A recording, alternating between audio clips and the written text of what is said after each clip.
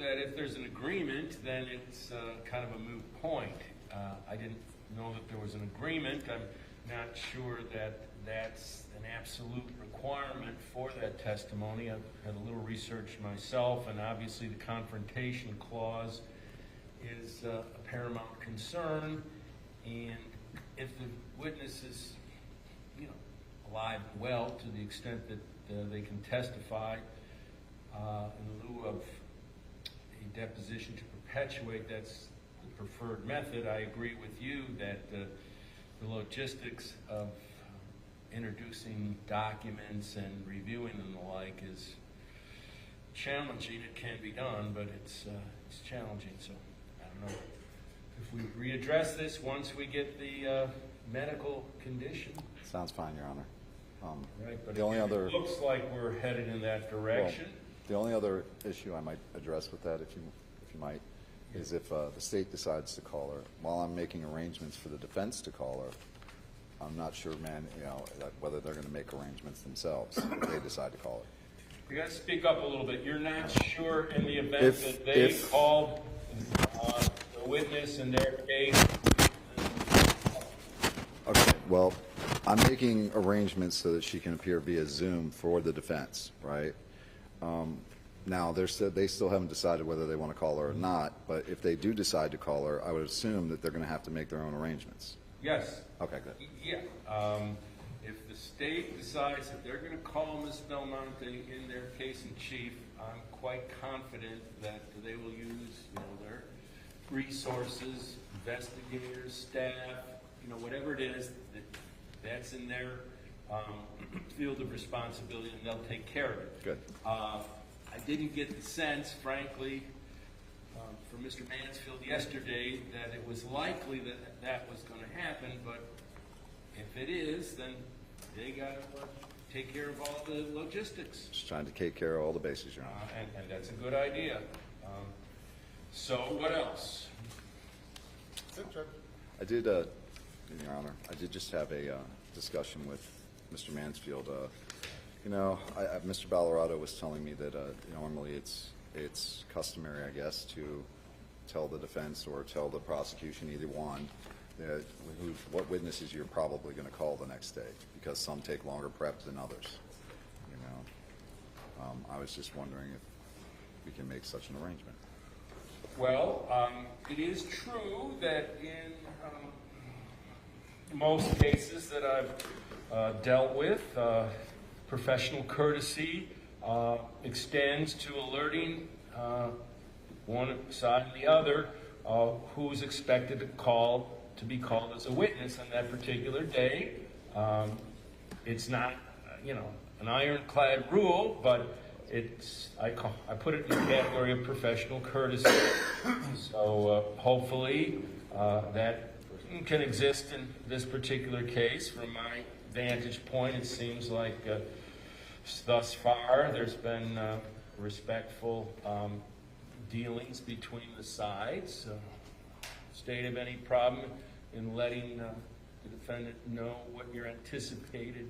Judge, the state anticipates after opening the first witness will be calling Deputy Jenna Muller from the Monroe County Sheriff's Office. She was the first arriving officer on the scene.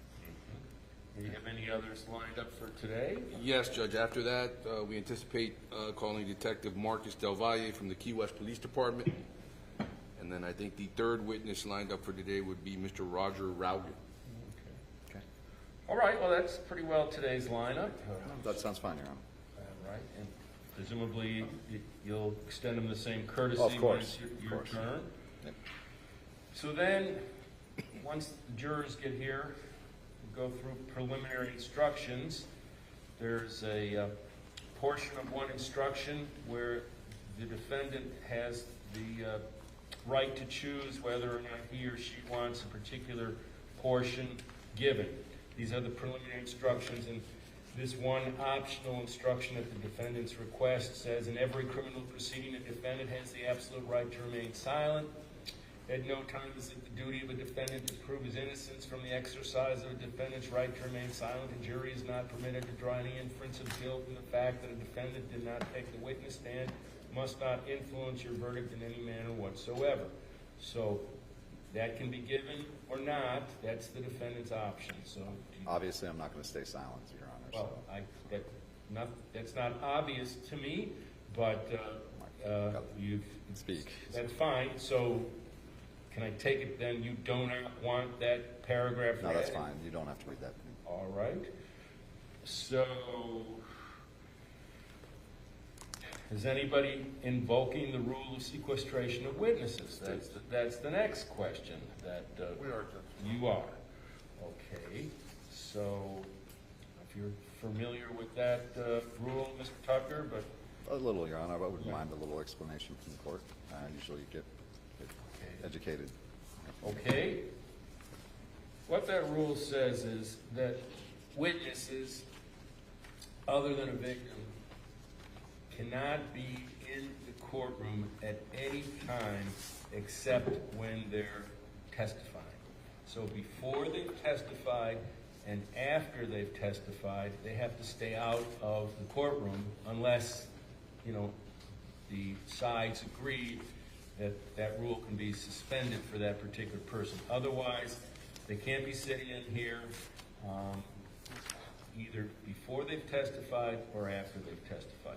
Moreover, they are precluded from speaking to anyone about their testimony. Like if there's a waiting room with witnesses, it's prohibited from those witnesses to confer with each other. I think That would make sense. yes, exactly. It's to prevent any kind of comparing testimony or discussing the experience. The only exception to that is that a witness may speak to the attorney, or in this case yourself, for either side, as long as that is done one witness at a time. So you can't have a huddle with the lawyer and 3 or 4 witnesses, but the lawyer, or as again I say, the pro se litigant, is entitled to speak to a witness. They're not covered by that rule. It is a serious rule. It can be enforced by contempt of court proceedings, whereby if a person were to violate said rule, they could be subject to being fined, being incarcerated, having their testimony stricken, any and all of the above. At the beginning of a trial, sometimes if there's witnesses here, I'll bring them in and I'll instruct them about it.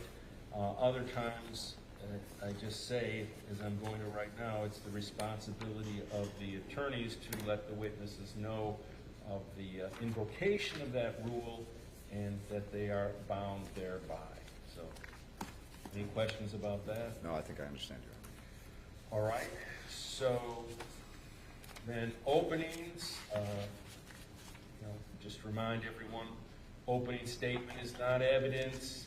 It's not argument. It's basically, as I've heard it described, a roadmap as to what each side expects the evidence will show. So that's the basic focus of an opening statement. It's not testimonial. It's not evidence. What the attorneys say is not to be considered evidence. So we'll, if you've indicated that you, Mr. Tucker, want to make your opening after the state's opening. Yes, sir. Okay, that's fine. So, and then as I told one of the jurors yesterday, we will give them the opportunity to take notes. I'm not going to have jury questions. That's the court's option. I don't utilize that procedure. It's not mandatory.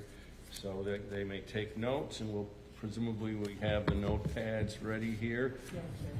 Okay. So jurors are due at 9:30, and unless there's something else, No, sir. we'll be back just as soon as I'm told that the jurors are all here in the jury room, and hopefully that'll be right around 9:30. Thank you. I don't do an all rise one.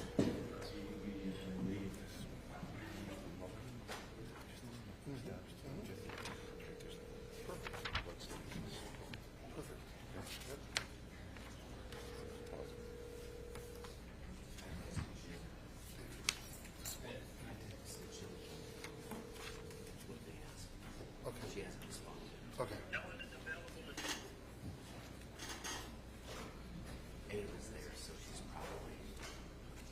Ugh.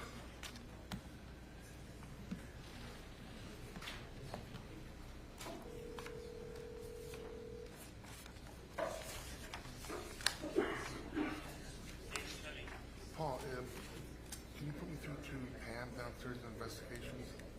Thanks.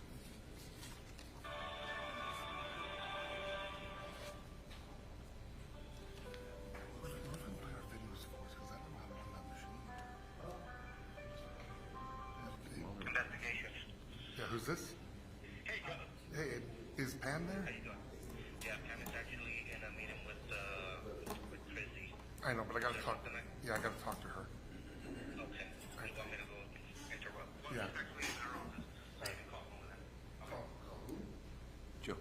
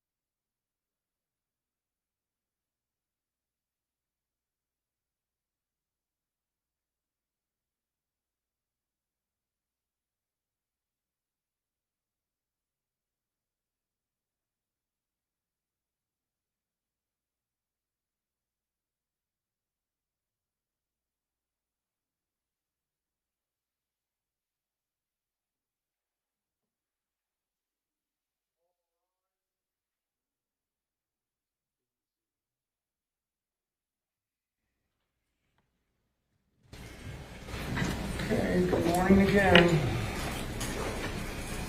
I've been informed that the jurors, all 14 of them, are here and they're in the jury room. So at this particular point, let's bring them in, please.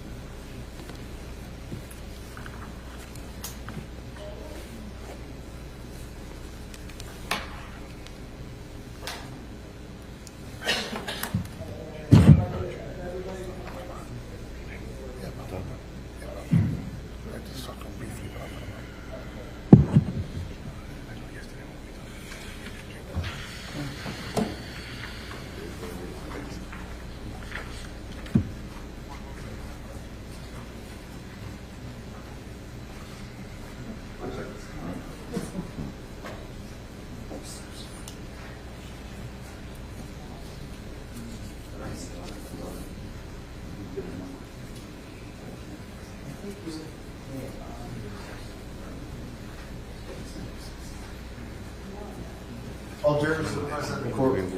Okay, that's great. Let's let everybody work their way to their seats. Please be seated, everyone.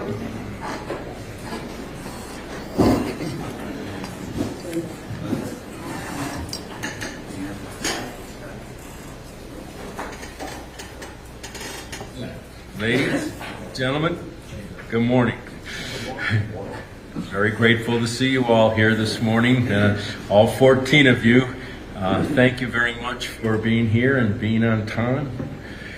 Over the last 3 days, as I'm sure you all recollect, we had the opportunity to go through the qualifications as jurors and then a rather protracted jury selection process, and then yesterday you all ended up being seated and sworn as the jury to hear this case and decide this case.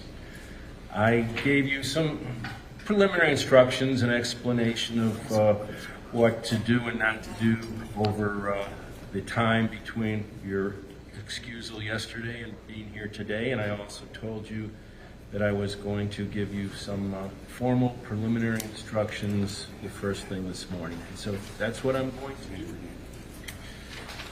Ladies and gentlemen of the jury, you have been selected and sworn as the jury to try the case of the state of Florida versus Franklin Tyrone Tucker, case number 2017 CF 841 CK.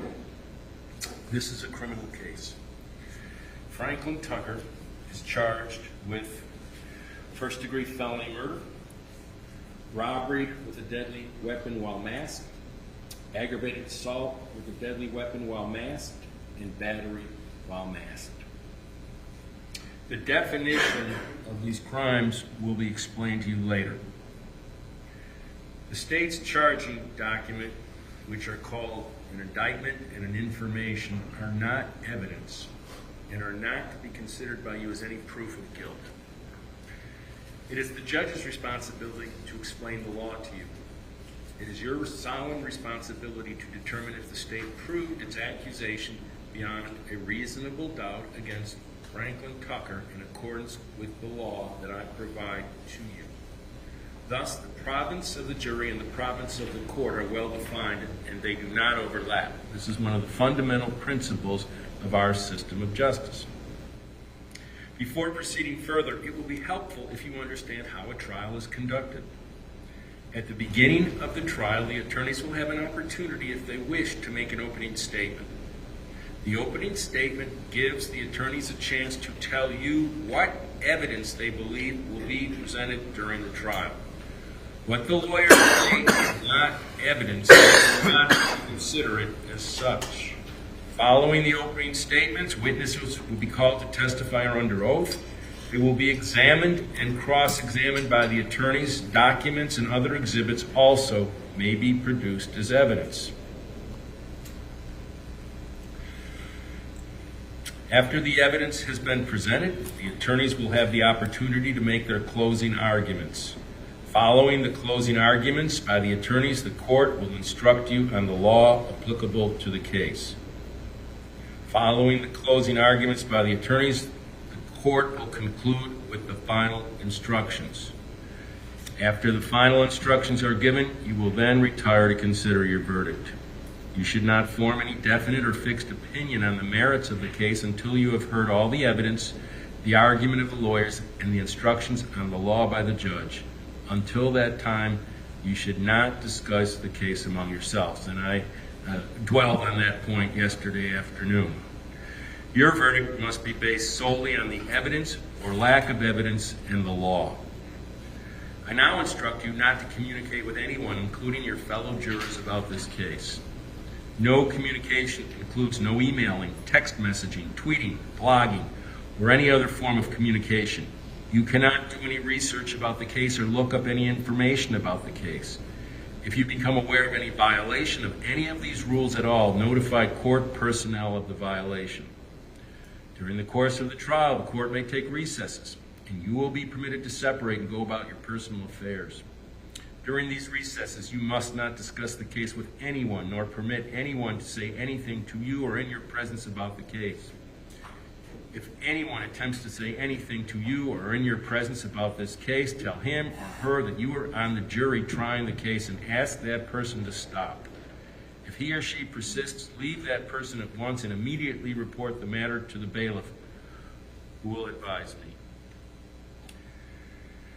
All cell phones, computers, tablets, or other types of electronic devices must be turned off while you are in the courtroom.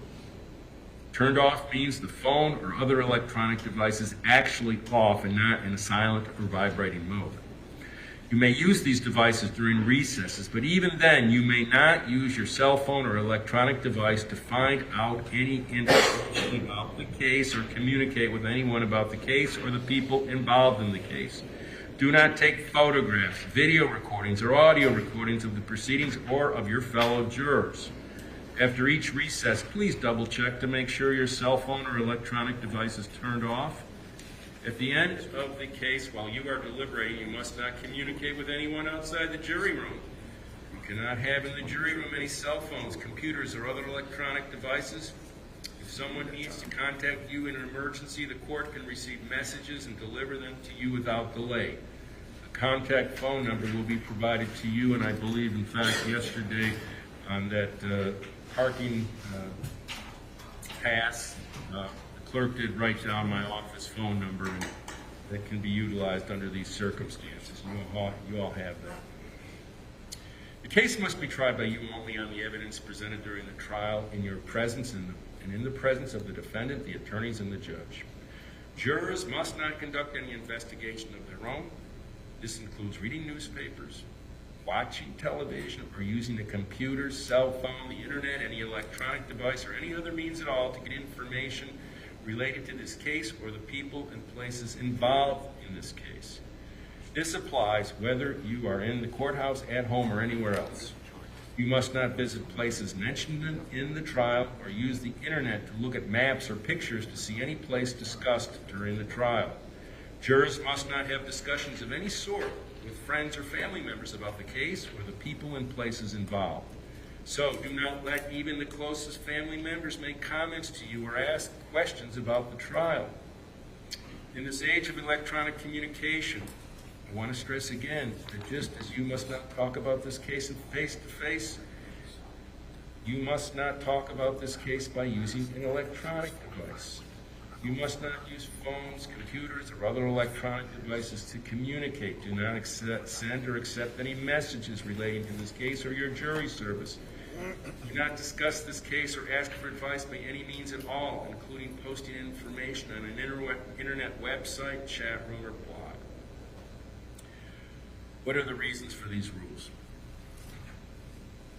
These rules are imposed because jurors must decide the case without distraction and only on the evidence presented in the courtroom. If you investigate, research, or make inquiries on your own, the trial judge has no way to make sure that the information you obtain is proper for the case. The parties likewise have no opportunity to dispute or challenge the accuracy of what you find. That is contrary to our judicial system, which assures every party the right to ask questions about and challenge the evidence being considered against it, and to present argument with respect to that evidence. Any independent investigation by a juror unfairly and improperly prevents the parties from having that opportunity our judicial system promises. Any juror who violates these restrictions jeopardizes the fairness of these proceedings, and a mistrial could result that would require the entire trial process to start over. A mistrial is a tremendous expense and inconvenience to the parties, the court, and the taxpayers. If you violate these rules, you may be held in contempt of court and face sanctions such as serving time in jail, paying a fine, or both. The attorneys are trained in the rules of evidence and trial procedure, and it is their duty to make all objections they feel are proper. When an objection is made, you should not speculate on the reason why it is made. Likewise, when an objection is sustained or upheld by me, you must not speculate on what might have occurred had the objection not been sustained, nor what a witness might have said had he or she been permitted to answer. During the trial, it may be necessary to confer with the attorneys out of your hearing to discuss matters that require consideration by me alone. It is impossible to predict when such a conference may be required or how long it will last. When such conferences occur, they will be conducted so as to consume as little of your time as is necessary for a fair and orderly trial of the case. Inherent in the trial is things that come up in every case that just are not for consideration by the jurors. They're for consideration by the judge and conjunction with the lawyers. So I can handle that in one of two ways. I can call a bench conference, and I think you saw some examples of bench conferences over the last couple of days where I asked the attorneys, defendant to approach. We kind of huddle up, speak in hushed terms, and then go back to our respective positions. That is to handle the situation as quickly and expeditiously as possible. Once in a while, a bench conference is inadequate to deal with whatever the situation is.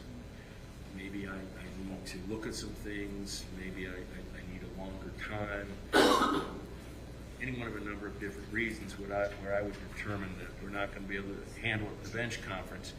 If that occurs, I'm going to turn to you, and I'm going to say, members of the jury, we've reached one of those points in the trial. Would you kindly go in the jury room? So you go in the jury room, I address, resolve whatever it is that has come up, and then you're brought back out here. I'll try to make it as expeditious as I can, depending upon the issue. I can't tell you what we're talking about, but at least you're going to understand, because I've given you a heads up now, that this is part of a trial, and I haven't forgotten about you, and I'm going to bring you out just as soon as it's possible to do so.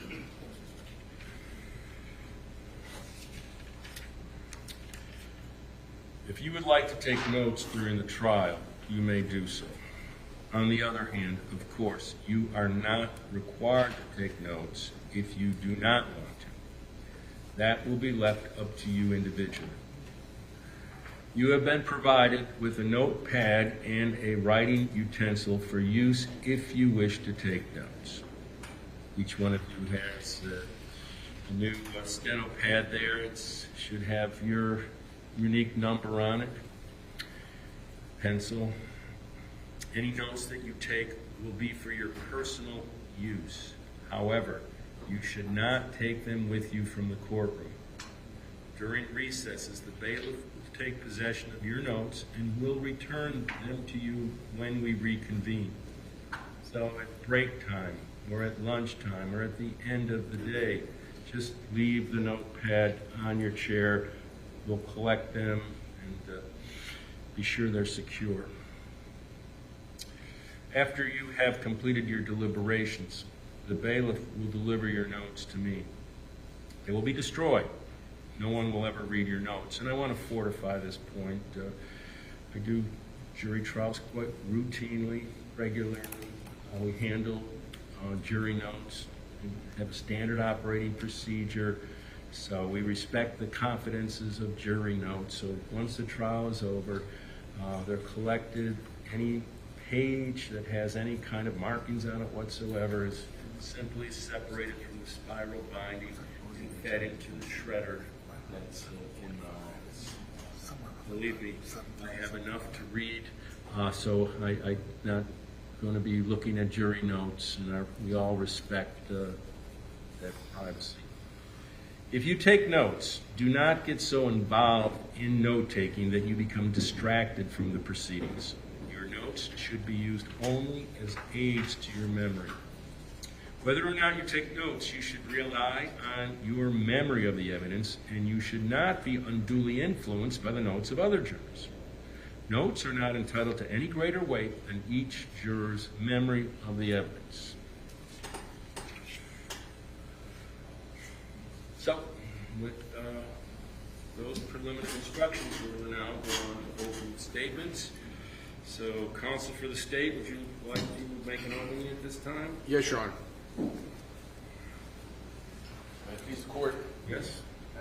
Madam Clerk, Mr. Tucker. Ladies and gentlemen of the jury, good morning. My name is Assistant State Attorney David Alvarez, and along with my colleague, Chief Assistant State Attorney Joseph Mansfield, will be conducting the presentation of the evidence on behalf of the state this morning and throughout the course of the trial. I'd like to start off by saying thank you for your participation in this process. It's very important not only to the state, but to Mr. Tucker as well. So we thank you. And as the judge has already told you, the defendant is charged with a series of crimes. I'm not going to go over them again. We believe the evidence in this case will show that on or about November 17th of 2017, at 5650 Laurel Avenue, Stock Island, Florida, a place commonly known as the Treehouse, the defendant in this case, Mr. Franklin Tyrone Tucker, along with co-defendants Rory Wilson and Travis Johnson, planned and effectuated a robbery at that location, which at the time was the residence of Paula Belmonte. On said date, at approximately 7:45 or a little bit before there, these three individuals, and you'll hear testimony of this, the evidence will show this, that they actually spoke about how they were going to effectuate and pull off this robbery. They drove past the Treehouse once just to stake it out, came back. Defendants Wilson and Tucker put on their dark clothing and grabbed their weapons and their mask, and then got back into Mr. Travis Johnson's truck and drove to the Treehouse. The plan was, as you'll hear and the evidence will show, that Mr. Tucker and Mr. Wilson were going to go up the Treehouse, and the reason it's referred to as the Treehouse, it's a series of stairs that leads, I don't really want to say, I don't want to describe it as an apartment, but it's a place where people could sleep. It had tarps over it. It really didn't even have roofs. And I believe the victims in the case, Ms. Belmonte and Mr. Raggett, will explain that in detail, as well as some of the deputies that you'll hear from. But in the commission of committing this robbery, defendants Tucker, this actual defendant, Mr. Tucker and Mr. Wilson, went up into the Treehouse and held Ms. Belmonte and Mr. Raggett at knife point. Ms. Belmonte was held at knife point with a knife to her throat. During the commission of this robbery, her throat was slashed, and you will see pictures of her injuries during the course of this case. The state is going to be introducing photos of that. Mr. Raggett was also held at knife point. He was beaten, punched several times. He'll actually testify that he was knocked back into a tarp. At this time of the year, I believe in November, it wasn't quite fully dark yet. It was dusk, the sun was setting, but they were able to discern that the alleged perpetrators were coming up the stairs, and eventually what happened. In the process of committing this alleged crime, obviously in fear of their lives, Ms. Belmonte and Mr. Raggett were screaming in fear for their lives, and unfortunately the crimes didn't stop there. A neighbor, Mr. Matthew Bonnett, heard the screams and decided to render aid, or at least try to assist in somehow. As he was coming up the stairs, the evidence will show that the Mr. Tucker and Mr. Wilson confronted him. There was a struggle that ensued, and Mr. Bonnett was stabbed numerous times and eventually died from these injuries. The defendants then fled the scene. Defendant Johnson, who was waiting in his dark-colored pickup truck, the getaway driver, noticing that there was a commotion going on, decided to leave his two accomplices and drives away. They ultimately meet up at a warehouse where they were all residing together, probably about, I want to say, about 500 or 600 feet from the actual Treehouse, where an argument ensued, and Mr. Johnson decided to walk down to the Tom Tom to get some cigarettes, where he met up with Mr. Detroit Wilson, Mr. Rory Wilson. You're going to hear from numerous witnesses during the state's presentation and shall be presented with numerous exhibits of evidence for your review and consideration in this case. Ladies and gentlemen of the jury, the state is absolutely confident that at the conclusion of this matter, you will find that the defendant, Franklin Tyrone Tucker, is guilty as charged in the indictment and the amended information. Thank you.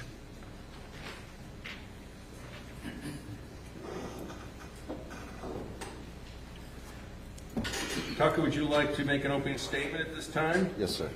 Okay, you may do so.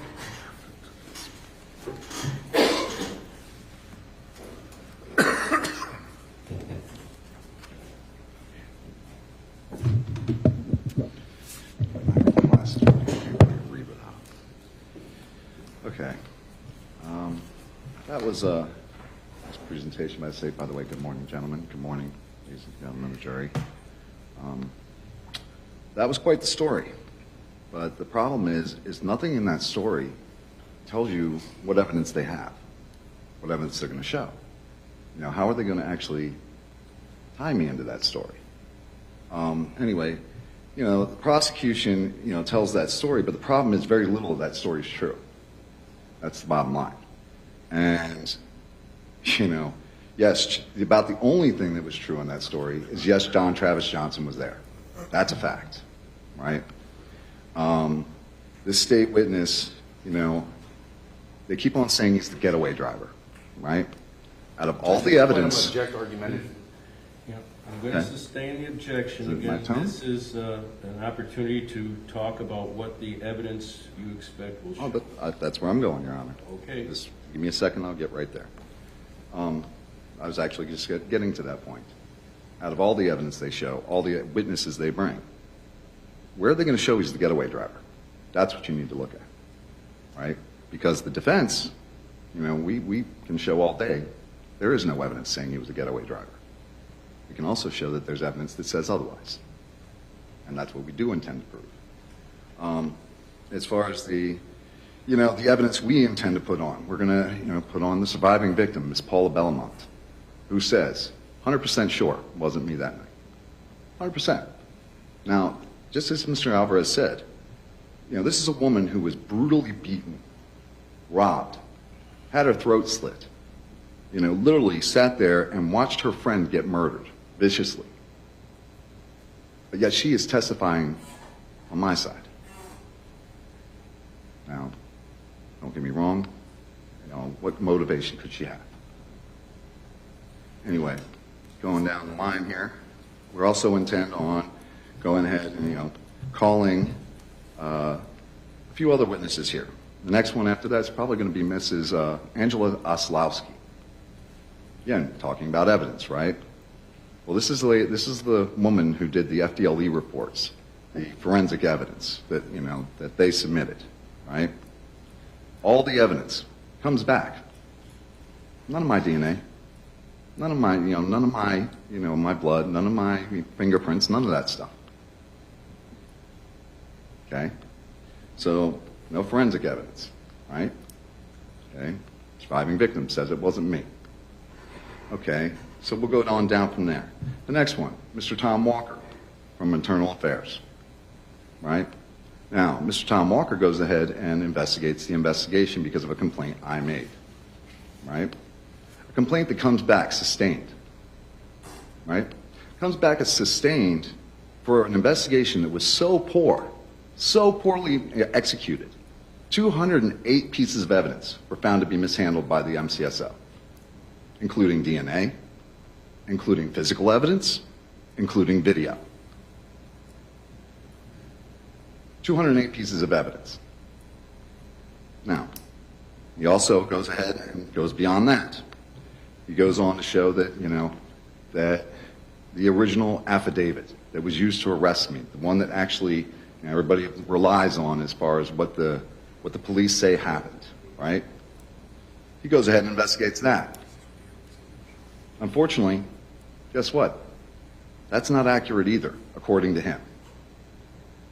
That he actually goes ahead and investigates this and finds out that the original affidavit that was used to indict me, used to give me these charges and put me in front of you people, right? Not that I don't like you, but... Objection, argument, and again, Your Well, I'll overrule that objection. No, but yes, it put me here. And so he'll go ahead and show that that isn't exactly accurate. That it's filled with inaccuracies. It also has what they call material omissions. Stuff that would be an exculpatory evidence to suggest that I wasn't there. Okay, so we're going to go ahead and interview Mr. Tom Walker. We'll go ahead and put him on the stand. Then after that, we have Lieutenant Colonel Chad Scabilia. Right? He's actually one of the higher ups in the MCSO. I don't know how familiar the jury is with that. Right? I know we all know Rick Ramsey. But do we know Mr. Scabilia? Probably not. But he is one of the higher ups in the MCSO. He's in charge of their operations. He decides, as of January of 2019, he's going to go ahead and do an investigation of the entire major crimes unit. Right? He's afraid that they're not living up to par. That's a good supervisor. Object and ask for sidebar. Okay.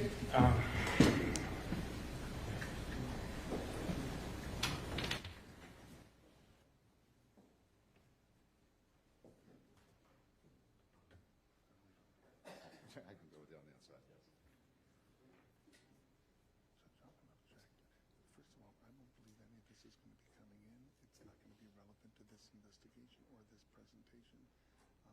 And so what he's doing is opening the door to this salacious information.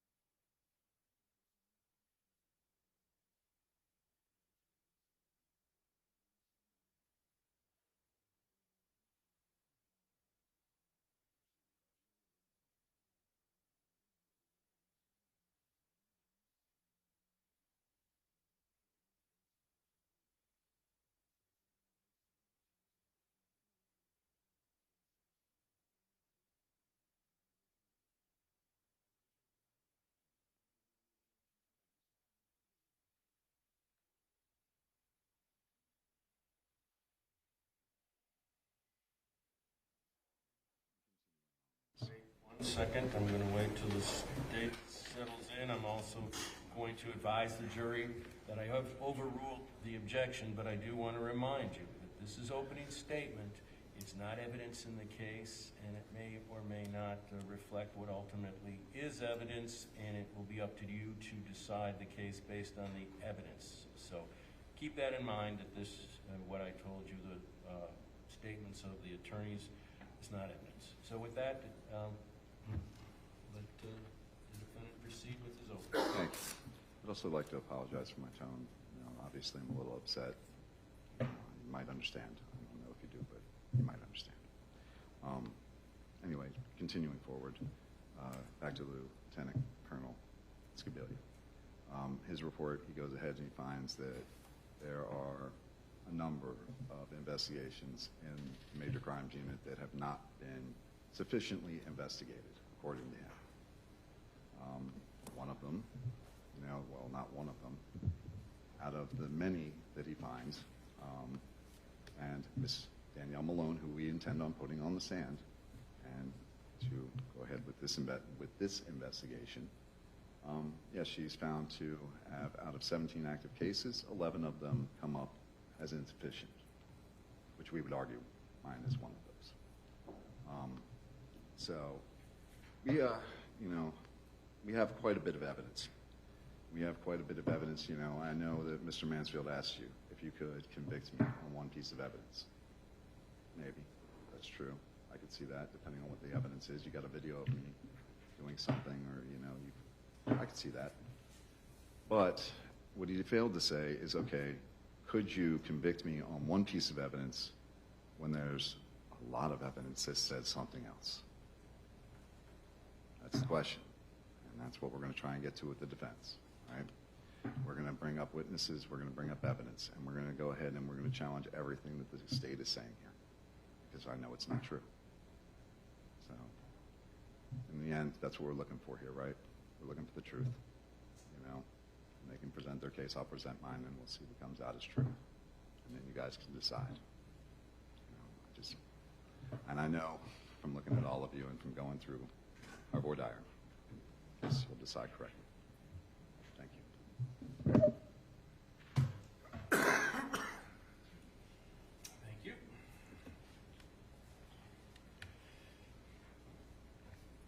So, jury, you've now heard opening statements from both the state and the defense. So now we start with the evidentiary portion of the proceedings, and the state has the opportunity to go first. So, you prepared to call your first witness in your case in chief? Yes, Your Honor. State would call Deputy Jenna Muller from the Monroe County Sheriff's Office. All right, Deputy Jenna Muller.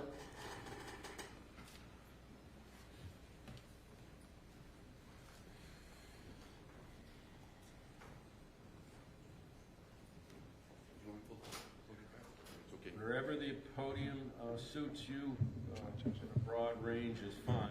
As long as comfortable, as long as the other side's able to have a clear view of the witness stand and hear, that's fine.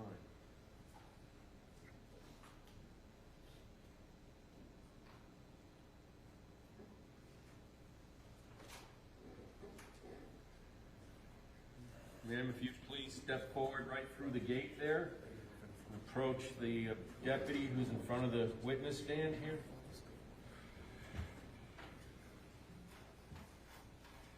That's good. Would you stop right there, turn, face the clerk, raise your right hand. Do you solemnly swear or affirm that the testimony you will give in the cause now and here shall be the truth, the whole truth, and nothing but the truth, so help you God? I do. All right, please have a seat on the witness stand, loudly and clearly, so everyone is able to hear you.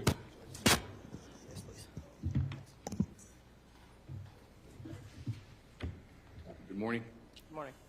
Please state your name and for the jury, please. Jenna Muller, And where are you currently employed? Monroe County Sheriff's Office. In what capacity are you employed with the Monroe County Sheriff's Office? I am the Road Patrol Sergeant in District 1. How long have you been doing that, Ms. Deputy Muller? As a sergeant, Yes, since July, I believe. ma'am. And in total with the Sheriff's Department? I got hired in January of 2016. 2016, okay. I'd like to direct your attention to November 17th of 2017. Were you employed with the Monroe County Sheriff's Office on that date? I was. And in what capacity were you working with them at that time? I was the deputy on Road Patrol in District 1. And at some point on that date, I want to say at approximately 7:45, 8 o'clock, did you have an opportunity to respond to 5650 Laurel Avenue, commonly known as a Treehouse? Yes, I believe the original call was for me to go to the CVS right in front of that address. Okay, and the CVS, how far is it away from the 5650 Laurel Avenue? Across the street. Literally across the street? Yes. Okay, and could you please describe for the jury what happened? What happened when you got there? So I responded to the CVS. The call was that there was a man there making excited statements, something along the lines of maybe his friends were hurt. I don't remember the exact dispatch. So I arrived there, made contact with a male who was shirtless, and he began telling me that of this incident, a stabbing that occurred, and that it occurred at the Treehouse. Okay, and did you ultimately respond to the Treehouse? I did. Were you the first surviving officer on the scene? I was. Could you please describe for the jury what you observed when you arrived? So on arrival, I could hear, I parked my patrol vehicle out front of the property, and I could hear someone screaming from what ended up being the top of the treehouse. I made my way onto the property, up the stairs, and that's where I encountered the first victim laying face down on the stairs, unresponsive. I went past him to the victim that was yelling, and she was at the very top of the treehouse with a large wound to her neck, and I believe her hand as well. Now, a lot of people are interested, including myself. Could you describe why do they call this residence the Treehouse? So it was legit a treehouse. It was almost like a outdoor platform tower. I believe there was 2 levels and stairs going up all the way to the top, and it was essentially a treehouse. You know, it was just two platforms. Did it have a roof or anything of that nature? I think maybe part of it sort of had some sort of makeshift roof, but I don't remember exactly. Running electricity? I don't know the answer to that. Okay, very well. You indicated the first victim you encountered was non-responsive. Correct. Did you call for medical assistance? Yes. And did they ultimately arrive there? Yes. Okay, and then you proceeded upstairs, and who did you come into contact with upstairs? Do you remember? Yes, that was Miss Paula Belmonte. And what was her condition like? She was very excitable, yelling, screaming. And she had the large wound on her neck. I believe I found a towel nearby or something and applied pressure, had her hold on that while I went back to try to assist the first victim I had encountered.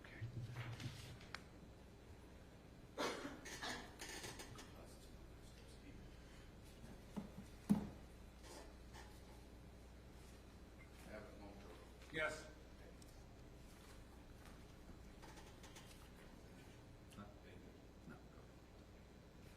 Permission to approach the witness? Yes.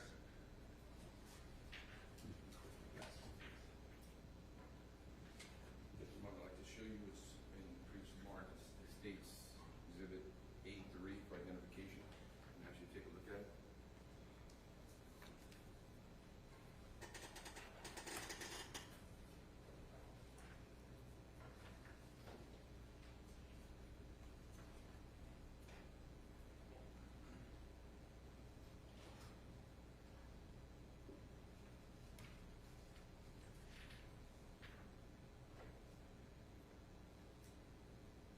You had a chance to review this?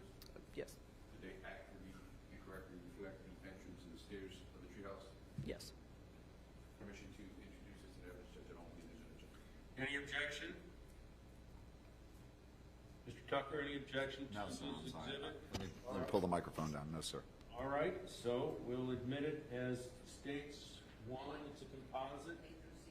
1A through C. We just need the clerk to mark it, please. What, Mr. Alvarez, we can bring it up to the clerk so we can get it marked as states 1A, C composite.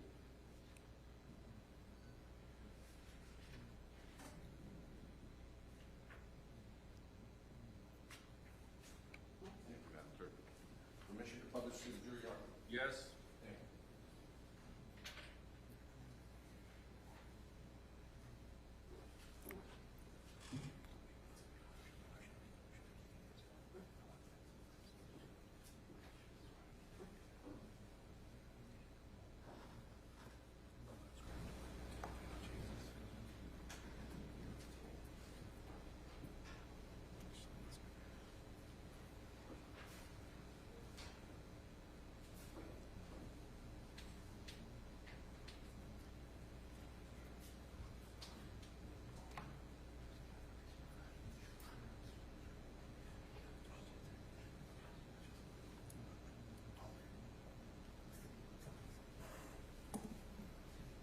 Deputy Mullen, while the jury is looking at the photos, could you kind of describe what they're looking at? Is that the steps leading into the treehouse?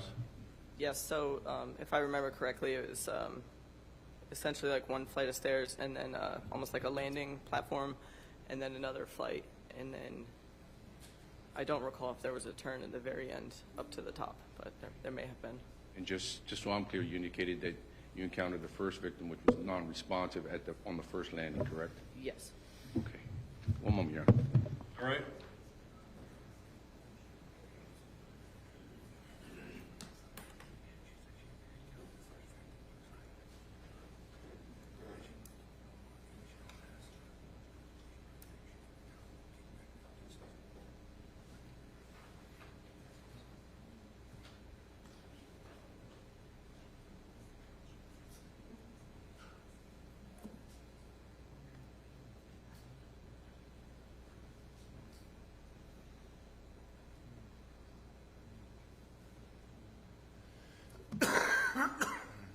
I know the jurors are reviewing the state's first exhibit, but the state has no further questions for Deputy Muller at this time. All right, so before we have cross-examination, we'll let the jurors, each of them, have an opportunity to review the exhibit, and then we'll give cross-examination opportunity.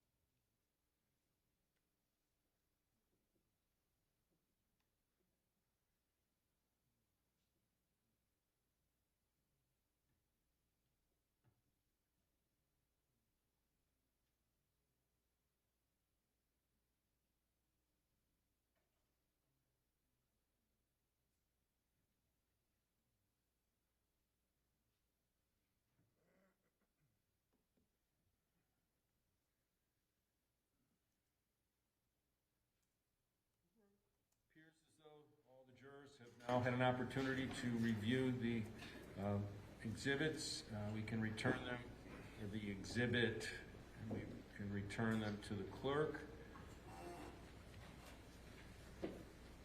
State's completed direct examination. Mr. Tucker, did you care to cross-examine the witness? Yes, sir. Okay, you can proceed.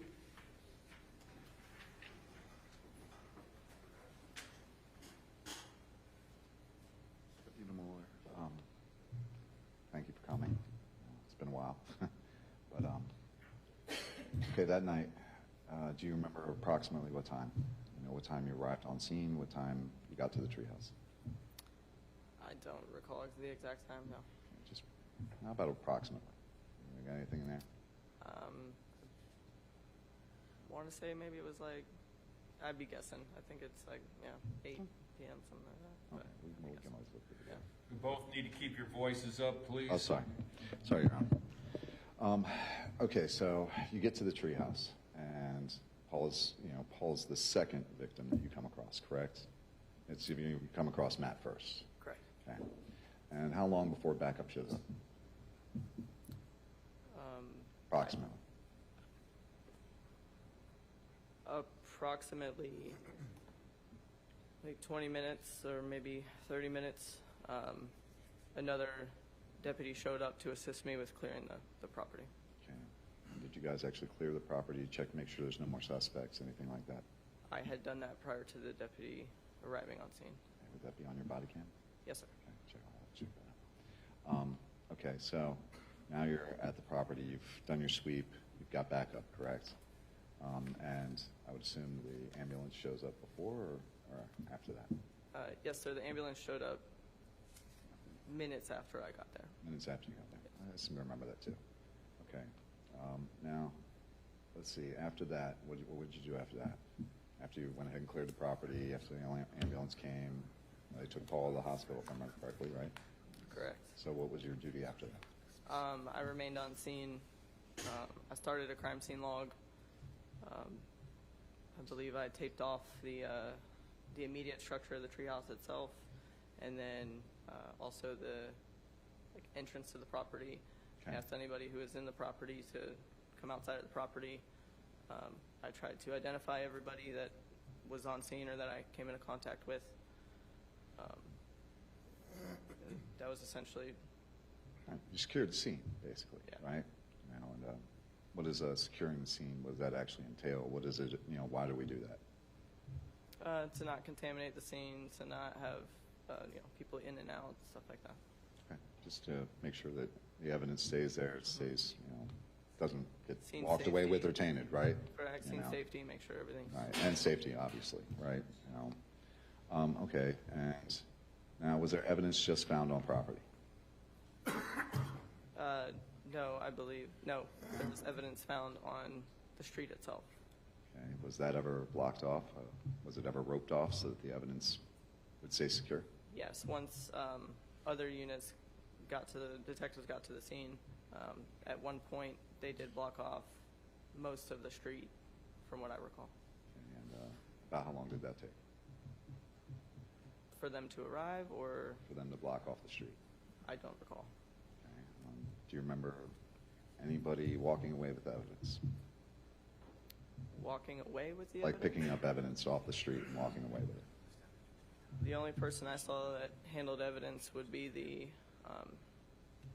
crime scene tech from Key West. Okay, that would be Detective Mitchell. Yeah, if I remember right. Okay. Yes. And so he was the one who handled the evidence once he got there, right? In my presence, yes. Okay. And, and then after that, what did you do after that? I know you started a crime scene log, you secured the scene, at least the immediate scene, right? The Correct. treehouse itself. Correct. And then what did you do after that? I believe I, assisted the detectives on scene with what they needed. We walked the street, Laurel Avenue, looking for any additional evidence. Okay. I did locate a $100 bill on the street. That's what Detective Mitchell came and photographed and collected.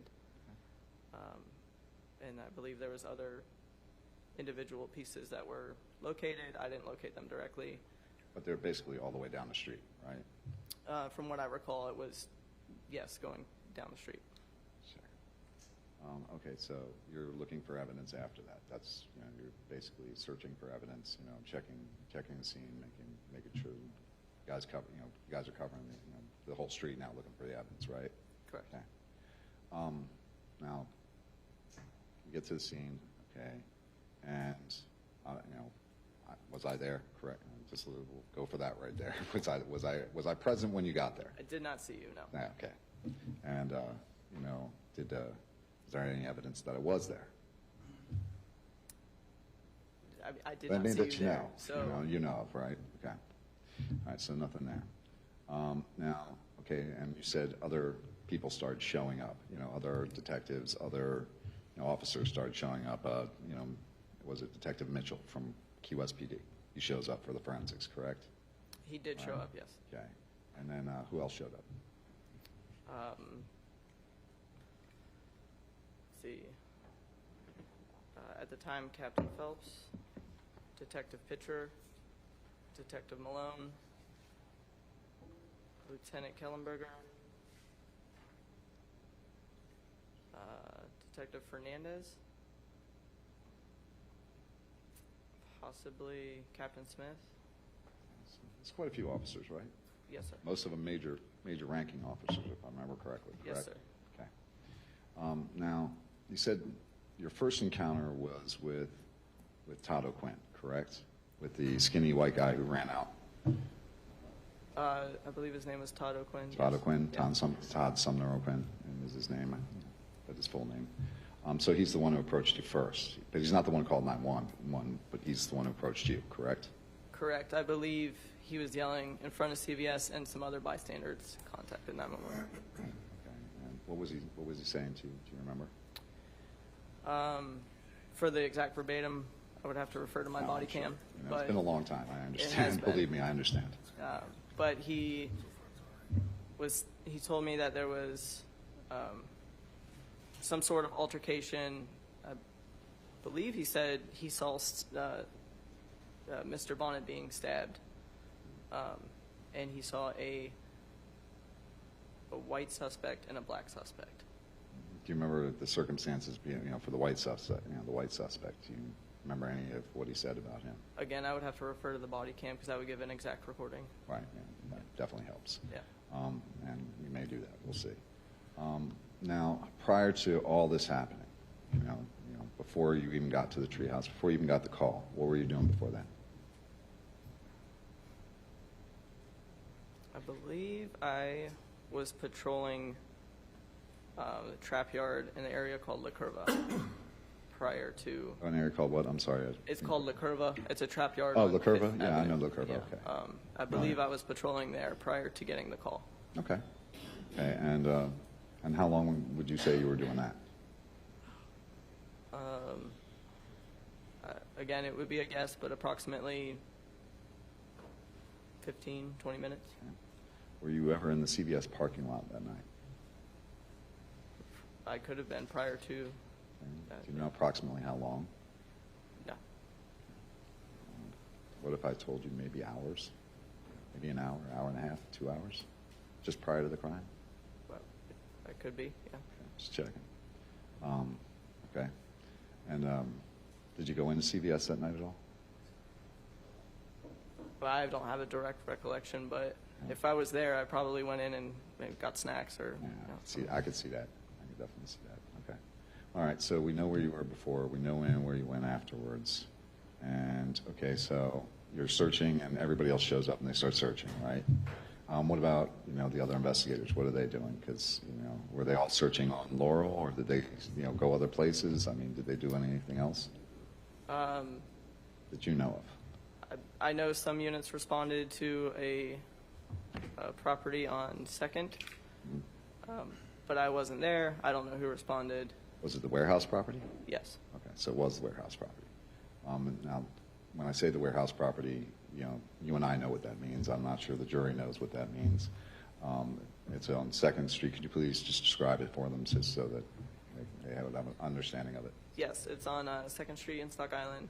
It's essentially a big warehouse. It's like an aluminum or metal sided building, pretty large, and I believe there's it's sectioned off, or at least it is now, into separate areas. Now, was the interest at 2nd Street or the 2nd Street warehouse? Do you know? I believe at the time, the information that I was able to put out and receive from the victim was that there was a suspect that possibly resided there. Ended up being true, didn't it? I actually don't know if they found him. I don't know the results. Did you show up for when they brought Rory Wilson in? Were you there for that? No, I sir. know that people were masked, so it was hard to decide. I don't know whether you were there or not, so I'm just asking. Yes, I was not. Okay, just checking.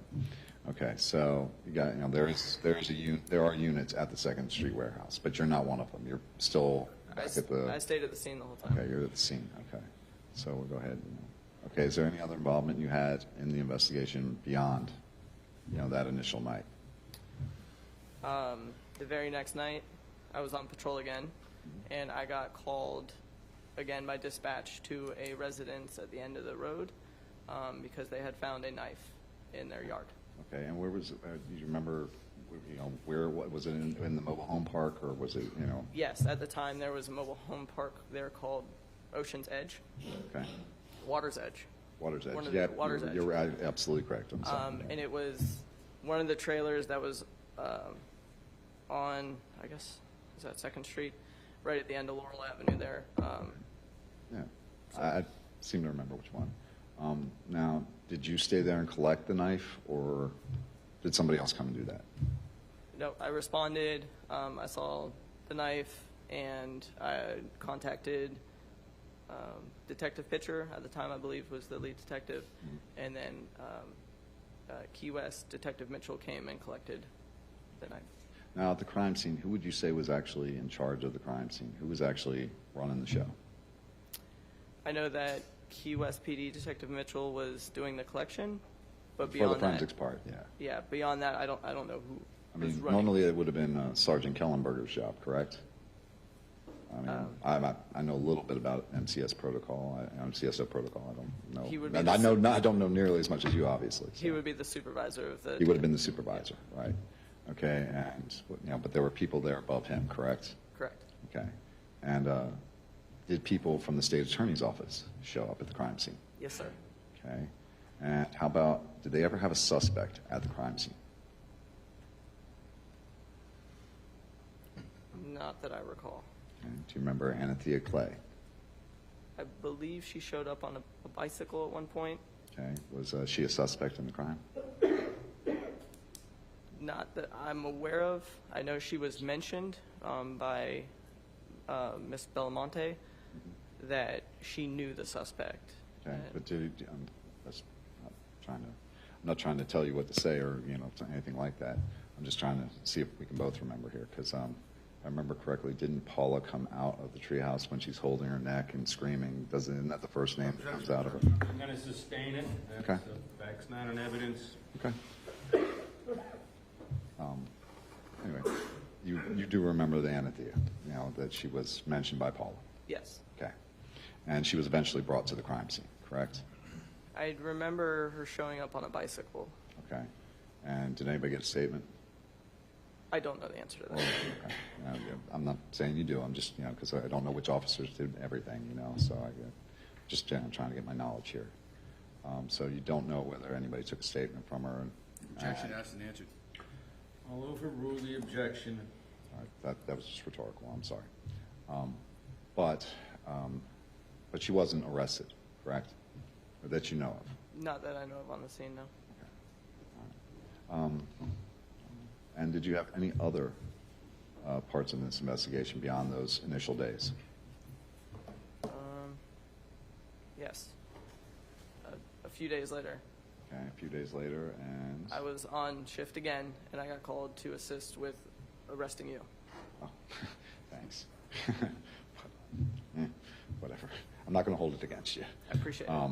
Now, and then well beyond that, was there anything else you did for this investigation? Yes, it was much later in the investigation.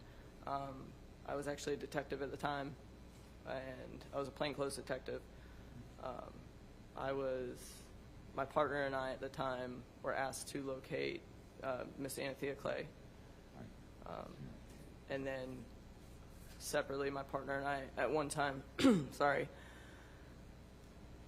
went to Miami to pair up with, our whole unit did, Right. to pair up with Miami-Dade detectives in an attempt to locate another person to serve a subpoena. My involvement with that, though, was literally show up, and then we were dismissed, so we Gotcha. went home. So just go there, go home. Yeah, I didn't have I'm much. sorry about involvement that. with I'm sure it wasn't fun. Okay, but the Anathea Clay thing, back to that one. So what was the intention of when you went to go engage Anathea on this time? At the time, Captain Phelps was the boss of the unit I was in, higher ranking. Right, yeah. And she asked my partner and I for assistance with locating Miss Anathea Clay. And she knew, or she had an idea of where she lived or would be seen. So we were playing clothes, so we set up and we watched. And when we located her, the captain made contact with her, and I believe she brought her in for interview. Right. And did she act surprised or anything like that to see you guys? Or I don't recall. And you remember being brought in for the interview. Were you there for any of it, or? I did not. I waited outside. Okay. So that's the extent of your involvement, though, that I know of, correct? As best as I can recall right now, yes. And that you know of. Okay, great. No further questions, Your Honor. Thank you, Miss Detective. Sorry, Detective. I want to call you Detective because I remember you being a detective before, Yes, too. sir. Deputy Mueller. Thank you. Is there a redirect examination? Yes, Your Honor.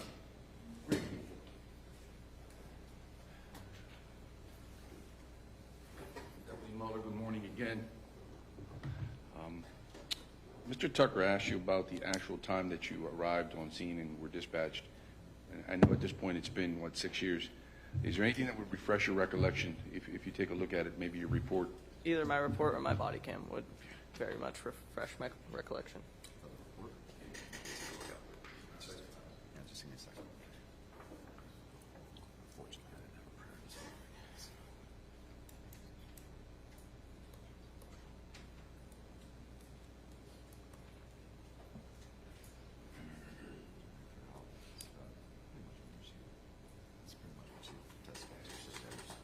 You're fine. Commissioner Prochon. Yes. Let me show you a copy of the report. See if that refreshes your recollection regarding at what time you were dispatched and arrived. Yes, sir. When you've had your recollection refreshed, say so, and then the prosecutor can retrieve the report and you can testify from your refreshed recollection. Yes, sir. I'm refreshed. Could you please describe to the jury exactly what time you were dispatched and arrived?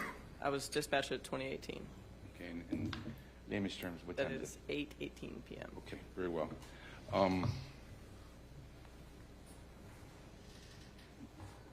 Mr. Tucker asked you if he was on the scene when you arrived. Was Rory Wilson there? Not that I recall, no. Was Travis Johnson there? No, sir. Were any of the alleged perpetrators there? Not that I'm aware of, no.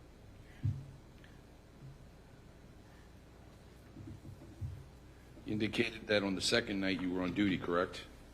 Correct. And you dispatched, I guess, to a mobile home that was referred to as Water's Edge? The trailer park itself is, yeah. Okay. Or was. And that's where the knife... Yes, sir.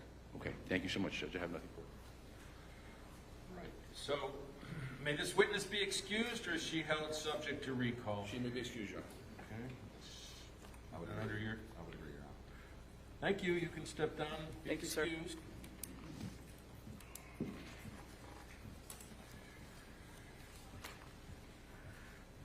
So, members of the jury, I think this is a good time for our morning break. So let's talk about the basic ground rules for the break. You don't have to stay in the jury room. If you want to walk around a little bit, stretch outside the jury room, you may do so. Just let the bailiffs know who wants to go outside the jury room. They will escort you through the secure portion of the courthouse. You can then, when it's time, be back in the jury assembly room, and the bailiffs will bring you back. During the break, whether you stay in the jury room or whether you go outside, the rules, the instructions that I've given you about, exposure to information, discussions, conversations, all those things that you've heard so often, they remain in effect. So we're going to break until 10:55. You can leave your notepads right there on the chairs, and we'll be back, and the state will have the opportunity to call their next witness.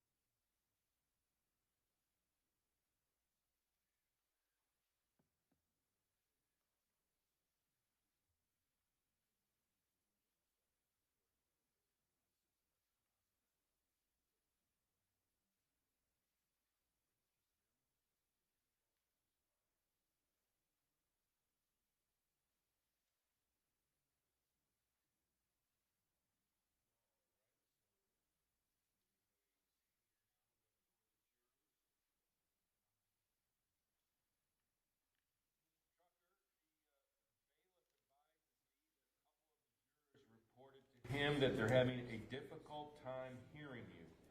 So, I'll try to speak into the microphone. I'll try to speak into the microphone, Your Honor. definitely be to your benefit to speak louder or into the mic, because Does this sound better, Your Honor? Actually, is there any way to turn this up? that sounds better. I think it's probably they're referring to when you're at the podium and questioning witnesses, and you tend to be a bit soft-spoken, so. Okay, I'll try and speak louder. Yeah. All right, so we've got all the jurors in the jury room. The state's got their next witness standing by. Yes, Your Honor. All right, so let's bring the jurors back.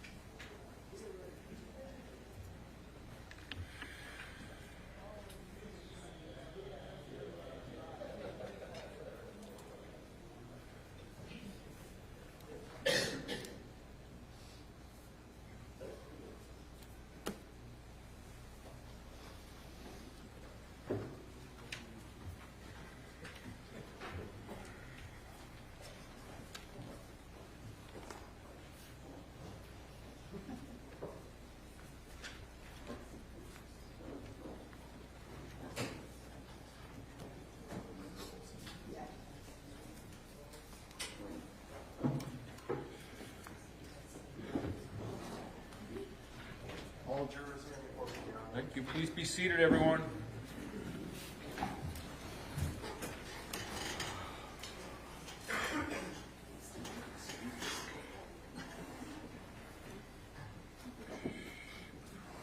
Welcome back to the courtroom, members of the jury. I hope you enjoyed your break. At this particular point in time, we're back on the record.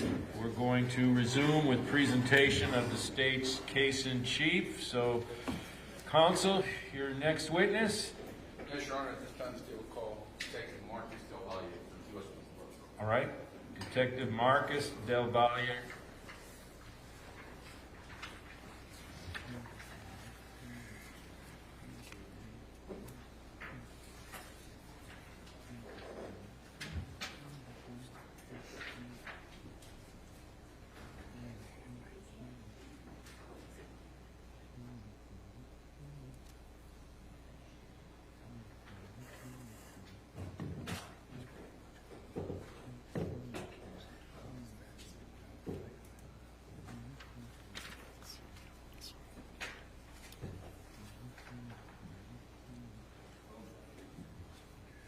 Sir, if you could please come forward through the gate, approach the deputy right in front of the witness stand there.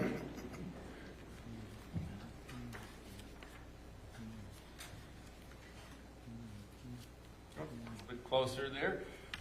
That's good. Turn, face the clerk, raise your right hand. Do you solemnly swear or affirm that the testimony you will give in the cause now in hearing shall be the truth, the whole truth, and nothing but the truth, so help you God? Yes, ma'am. Please have a seat on the witness stand.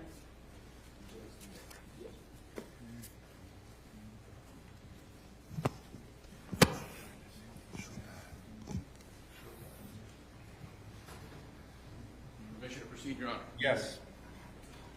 Detective, good morning. Good morning. Please state your name and spell your last name for the jury, please. Marcus Del Valle, last name is Delvalle.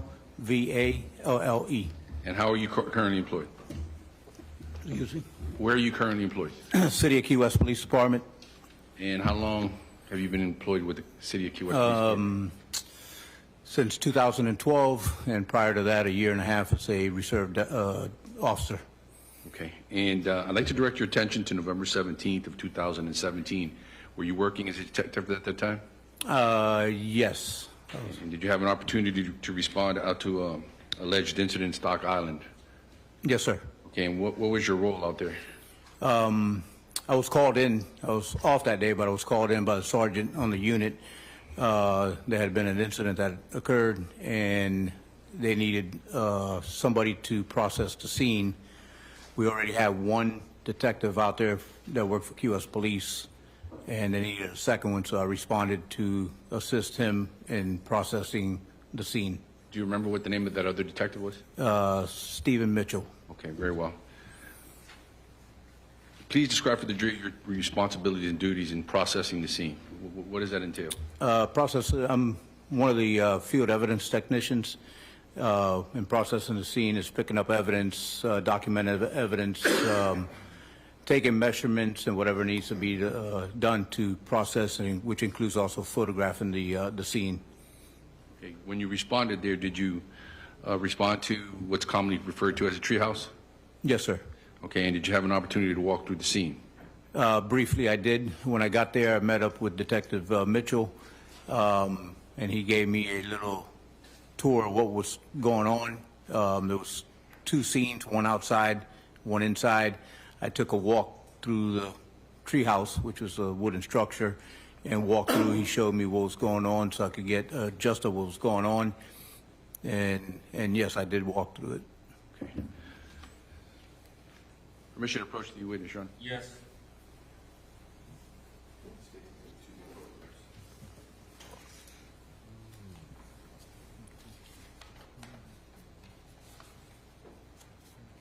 I'm not assuming these are the same, but let's just check just to make sure.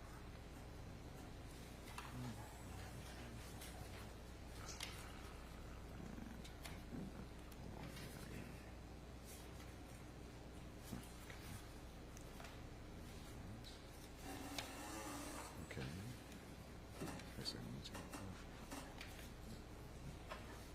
I'm sorry, I just want to make sure.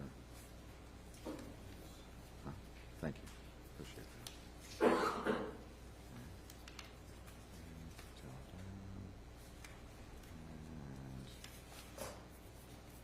One more, right? Or is that the last one? That's the last one. Yeah, we're good. Nope. Permission to approach the witness. Yes.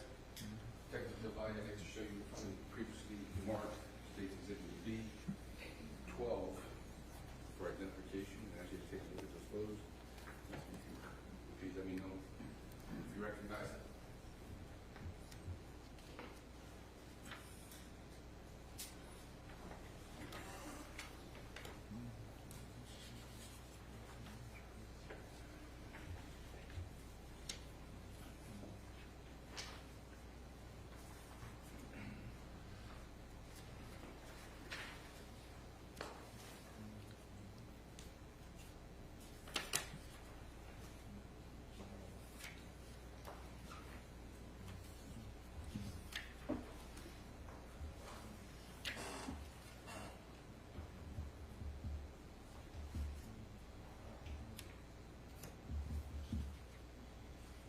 Yes, that's beginning with the first photo is going to be the interior looking out of the property.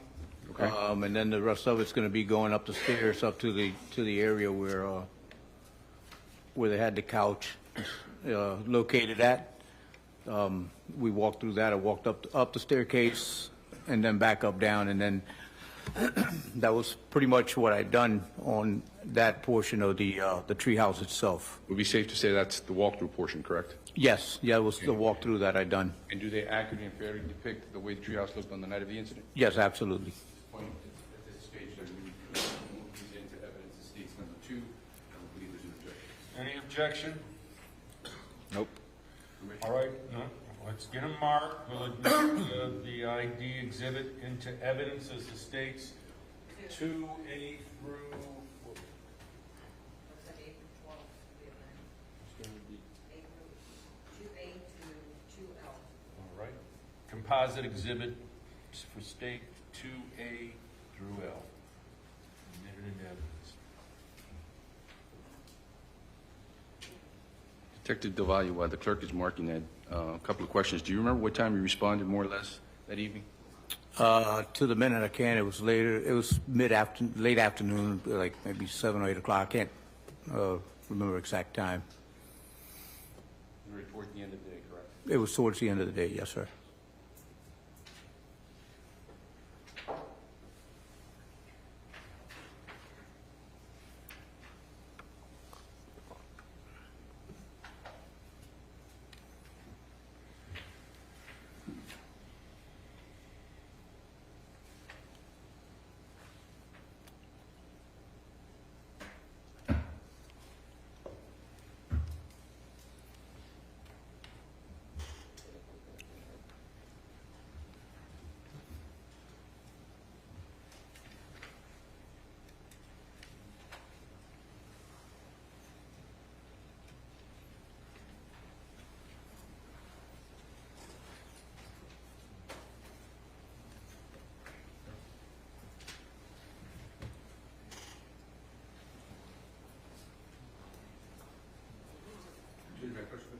Yes.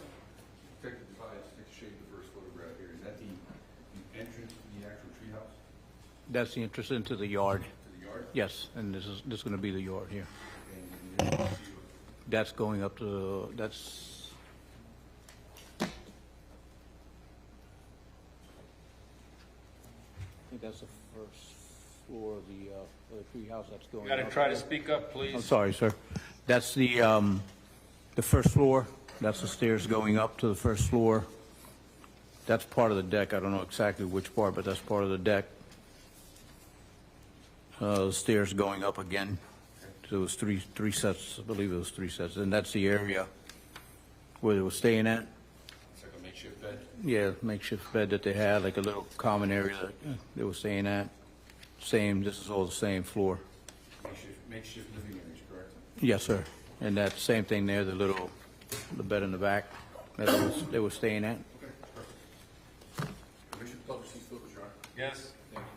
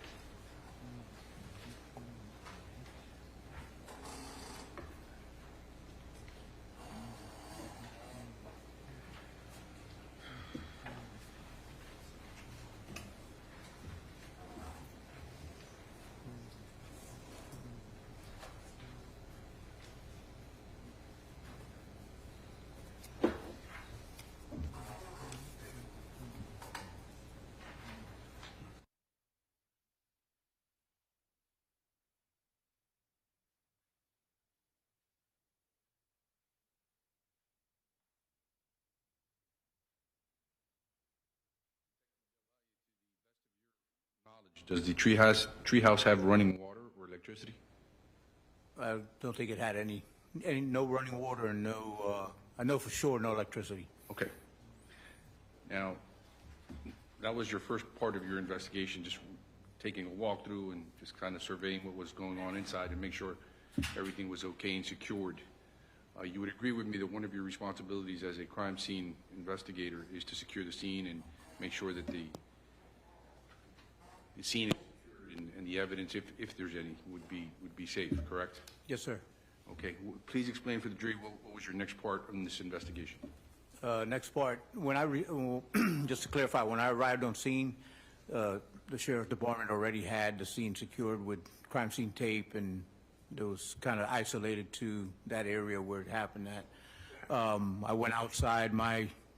There was 2 scenes. One was the inside of the property, which Detective Mitchell processed. The second portion of that was the outside, which was the street, all the way down to running east on the main street. So I started picking up evidence that was laying in the street that was part of the scene. That was my primary task in that scene, was collecting the outside evidence. Do you remember what type of evidence you collected on the outside of the scene? Yeah, there was, prior to me getting there was Detective Mitchell collected a $100 bill that was laying outside. He showed it to me, showed me where it was at. Then I went down the street. I collected numerous amount of change, quarters, dimes, nickels. There was a lot of personal items as far as makeup that was strewn through the whole street that I started marking and photographing and collecting. But it was mainly personal items, and it appeared to be like from possibly a female's purse. Did you ever have an opportunity to speak to Ms. Belmonte? I spoke to no one on the scene. Okay.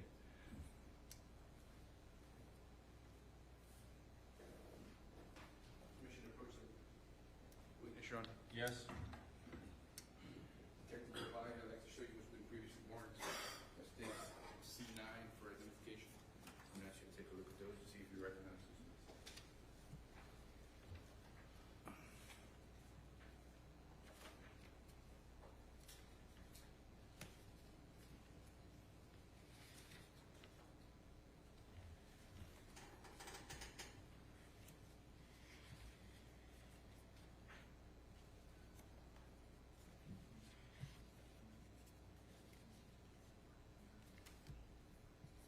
Yes, that's the same property, and that's the mailbox going to the property. Is that the outside, the interior? Yeah, yes, sir. And do they fairly and accurately reflect the outside and exterior of the property as they were on the evening in question? Yes, sir. Permission to stay with them to move this matter for trial. Any objection? No, Your Honor. Admit that exhibit is states next in order, which I believe would be 3A.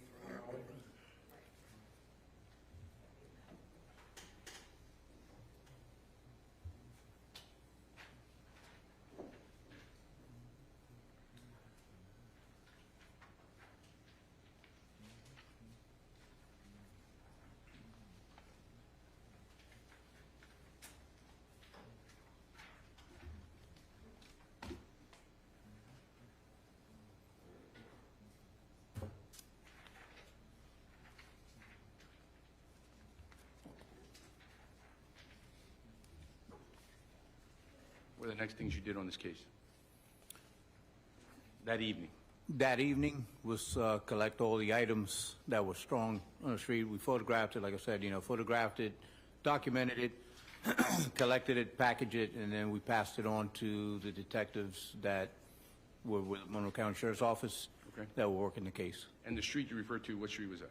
I believe Laurel? Laurel? Yes, sir. Avenue? Okay.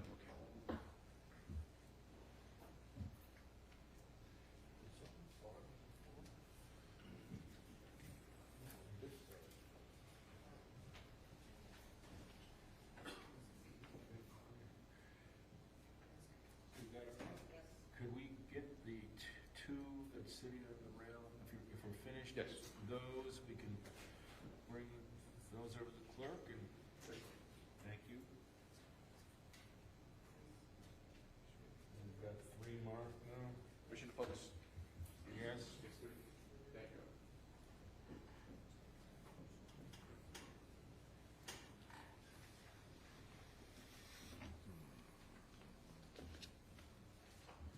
What time did you finish on the scene that evening? Do you remember? That evening, I believe it was like 11 o'clock at night, 11:30 at night. It was late. Did you have an opportunity to go back the next day, or did you need to go back the next day for anything?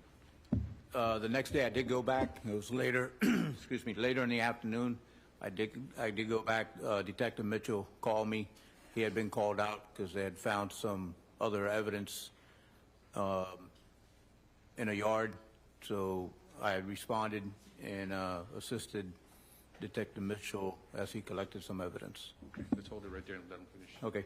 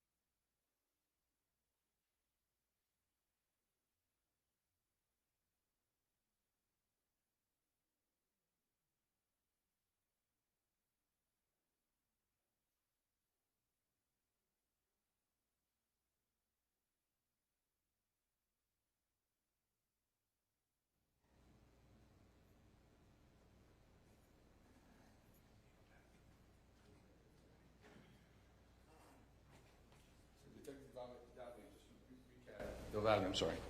The next day you went back out, because did you received a call from Detective Mitchell? Yes. And what was the purpose of that call?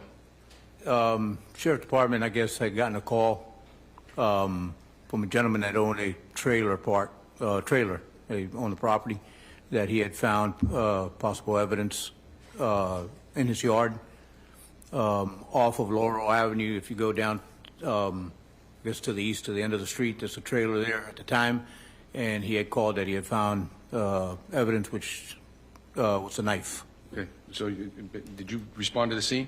Yes, I responded there and met up with Detective Mitchell, who was already on the scene. He was in the process of taking pictures of the knife that was in a planter. So you assisted Detective Mitchell in recovering the knife? Yes, sir. And do you know exactly where the knife was located on the The property? knife was located on this gentleman's property. As you walk into the property, to the left of the property, there was like a planter, and the knife was sitting inside of the planter. Permission to approach the witness, Your Honor. Yes. Detective Del Valle, I'd like to show you in previous marked the state's D5 for identification and entry. Take a look at those photographs. Hope you recognize them.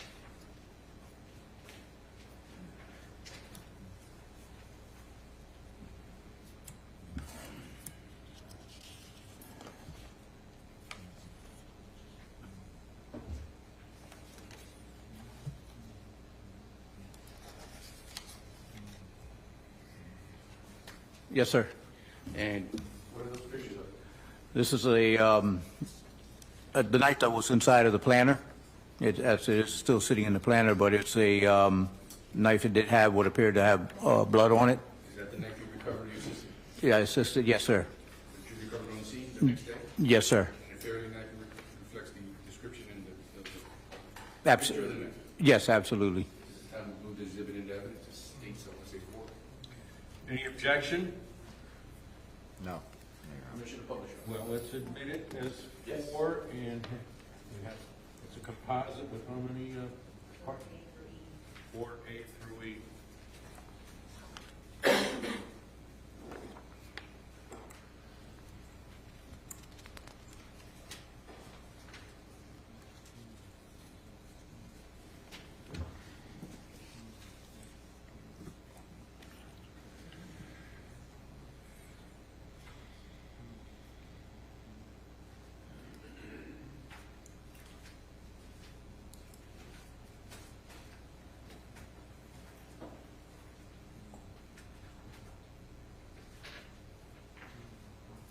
Public to the jury, Your Honor.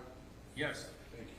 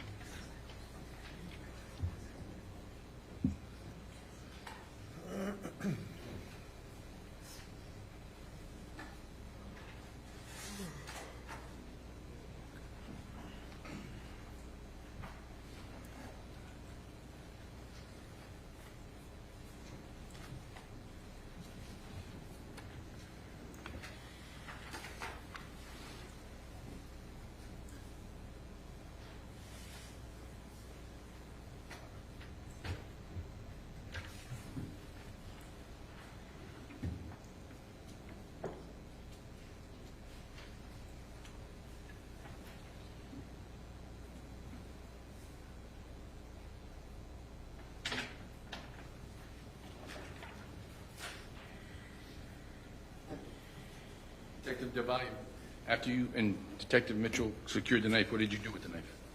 Knife was collected. It was boxed, and the Detective Mitchell passed it on to the Monroe County Sheriff's Office detectives with a proper chain of command, custody form and all that. Did you have any other involvement in this case as far as investigation? As far as investigation, that was it. Prior to, yeah, that was it. We collected that, and I think that was it. Detective Mitchell did collect some stuff before I got there, but I wasn't present for that. Very well. Thank you for your testimony. I have no further questions, Your Honor. Stay with 10 minutes. Cross-examination?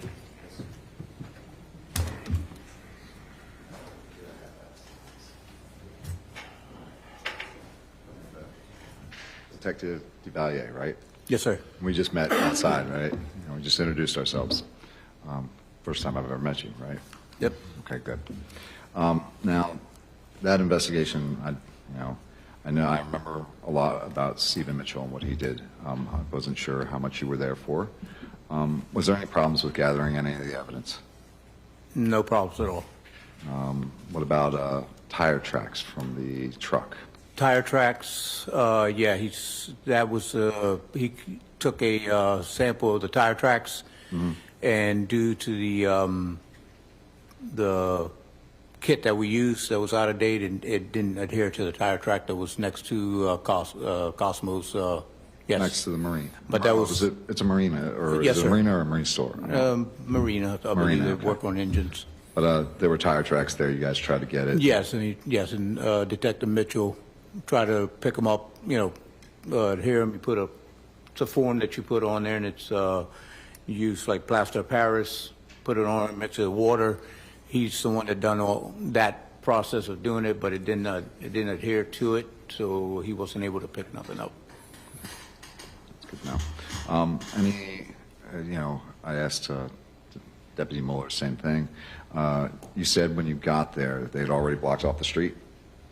Or was it Yes, still the just street the was, street? Or was it still everything the was, street? yes, the scene was secured and blocked off. Okay, it was already secured, blocked off? Yes, sir. So you weren't there prior to that? Prior, So them blocking off the street? no, the street, when I got there, Right. scene was already blocked off and secured. Okay. I was not there. No pedestrians going Wait, through? we gotta Yeah. take one at a I'm sorry. time, so Yes, sir. let him finish, and so we can keep it Yeah. separated. Thank you. Sorry. Go ahead. When I got there, that I was called out, Mm-hmm. scene was secured, there was yellow tape up, and they had police, deputies were already securing the scene, so I did not get there at the beginning of the call. Okay. Just checking, because, again, I wasn't there, so I don't know.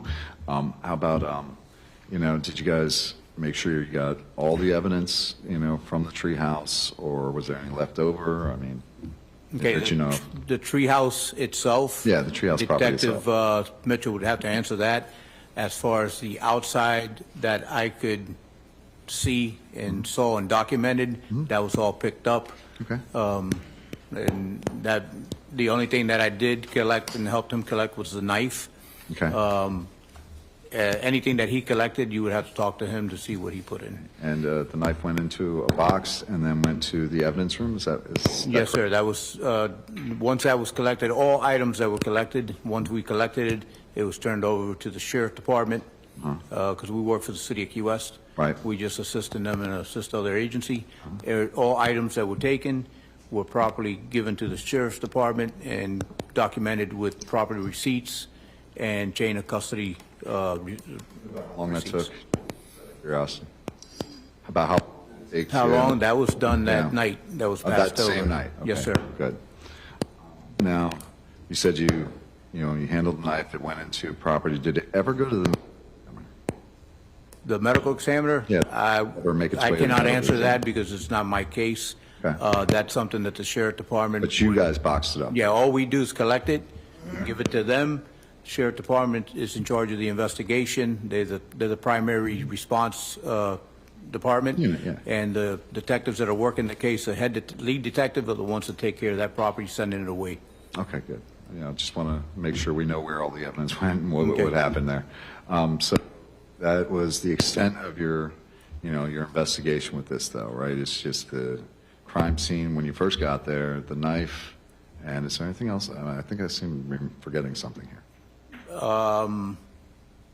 Pretty much that's all I done. Okay. Detective Mitchell did collect a mask, and he did put that into evidence, but you'd But have that to was talk to Detective him. Yeah, Mitchell. you'd have to Okay. talk to him about that because he's the one that collected it. Now, is it normal for you guys to get called out when the sheriff's department investigates something, or is that kind of abnormal?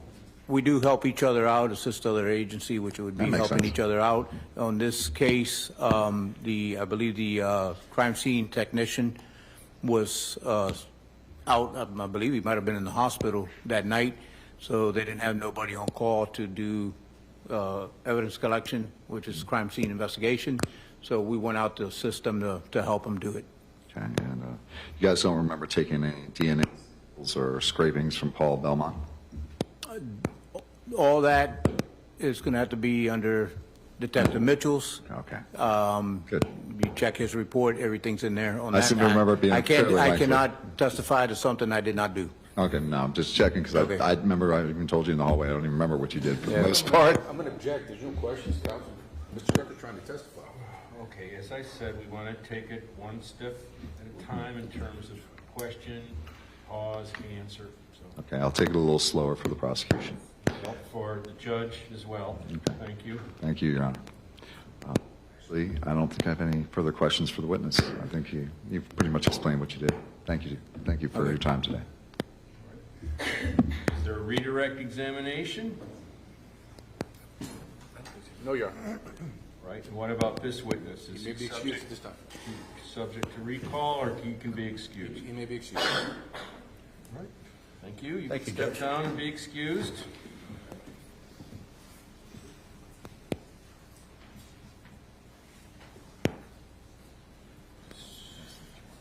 Maybe we can approach the bench here a moment, to both sides, and address scheduling.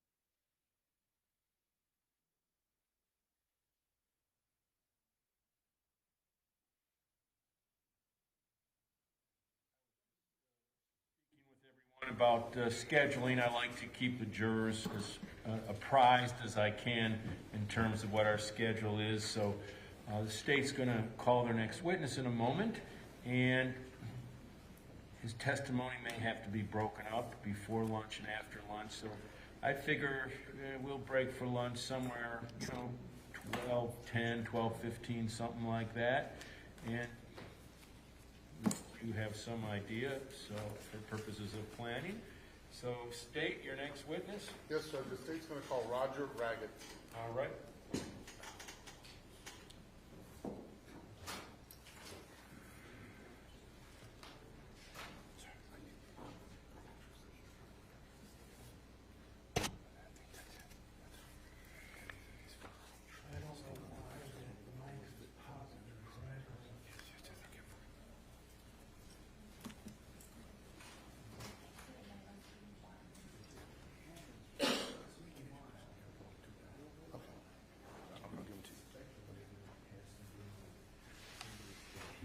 Sir, would you please come forward right through the gate there? You get close to the deputy right here by the witness stand, this gentleman right here. That's good, thank you very much. Stay right there, face this lady, raise your right hand. Do you solemnly swear or affirm that the testimony you will give in the cause now in hearing shall be the truth, the whole truth, and nothing but the truth, so help you God? I do. All right, have a seat right here on the witness stand and speak loudly and clearly so we all can hear you. All right.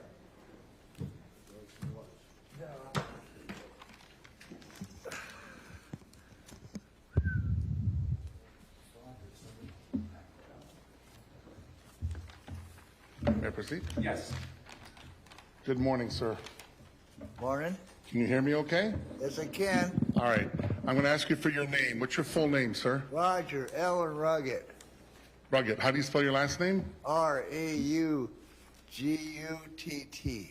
All right, Mr. Ruggett. First of all, good morning to you, sir. Thank you for being here this morning. Mr. Ruggett, I want to talk to you a little bit about an event that happened to you a few years ago. Yeah. Do you live in Key West? Yes, I do. How long have you lived in Key West? Since '84. So a long time. Long time. And where were you born and raised? Mobridge, South Dakota. Okay. Came to Key West in '84, you said. Is that right? Yes, I did. All right. And have you lived in Key West ever since? Yes, I have. All right. Are you currently employed? Oh, yeah. What kind of work do you do, Mr. Ruggett? I'm over here at the golf course. Over at the golf course? Yes. Here in Key West? Stock Island. Stock Island? Okay. And what kind of work do you do over there at the golf course? Maintenance. Maintenance work? Cut grass. How long have you worked there, Mr. Ruggett? Since '84. Been there since '84. Yeah. All right. And do you live down here? Stock Island, Key West, yes. Okay. You have a home or an apartment? What kind of do you live in? I got a trailer over here. All right. Now, Mr. Ruggett, you said you've been in Key West since 1984. Is that right? Oh, yes, '84. All right. And you've lived your life down here, right? Since '84. Yeah, '84. During your lifetime down here, did you become friends with a woman known as Paula Belmonte? Yes, I have. All right. Why don't you tell the jury, how did you become friends with Miss Belmonte? We partied together. You partied together. Yes. All right. Tell us about that. What does that mean when you say you partied together? Well, we had drank, smoked. All right. Well, let's break that down. You said you drank. You drank alcohol? Yes. What kind of alcohol did you drink with her? Bud Light. Did she also drink Bud Light? Occasionally. Was beer your beverage of choice? Yes. All right. What about hard alcohol? Did you used to intake any hard alcohol? Captain Morgan.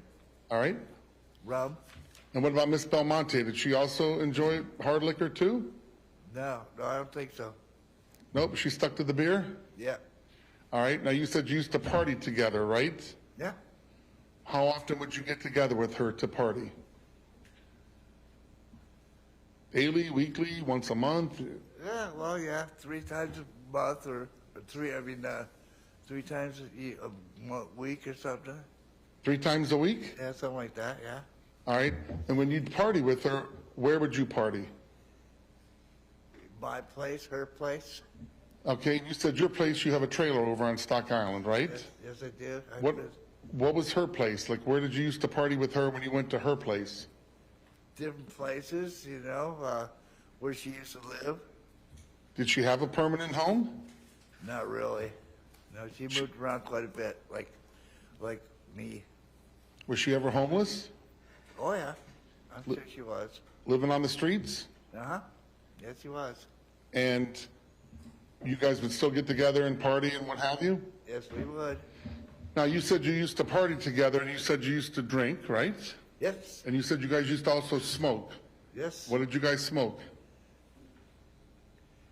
Tobacco? Tobacco. All right. Did you ever do any hard drugs with her? Like coke and crack. Like cocaine? Yes, sir. Yeah, we smoked crack and snorted coke and smoked cigarettes and You smoked crack with her? Did you smoke the crack? Yes, Did she used to smoke crack as well? yes, We're talking about crack cocaine, right? yes. And how do you smoke it? You smoke it, you put it, you heat it up? How do you do that? You put it in a stem, they call a stem, and then you light it up and puff. And that's how you get the high from ingesting the smoke, I guess, from it? Yeah, you get high from just your smoke. All right. And you said you used to smoke crack with Miss Belmonte, right? Paula. Or Paula. Okay, fair enough, Paula. How often would you guys smoke crack together? 3 times a week. Okay. Who used to supply it? Did you supply it, or did Nope. she supply it? She did. She supplied it? Yes, she did. Did you used to pay her for what you smoked, or did she just share it with you? She shared it with me, and sometimes I paid for it. All right. And you guys would I guess the word you used was party together, right? Yes, I would. All right. It's a hard lifestyle, right? Yeah, you lose a lot of sleep. Yeah. Takes its toll, right? Takes its toll. Yes, it does. All right, but this is the lifestyle you've lived. Is that fair to say? Say again? But that is the lifestyle you lived, right? Oh, yeah. Is that fair to It's the say? lifestyle. And is that the Drinking, smoking.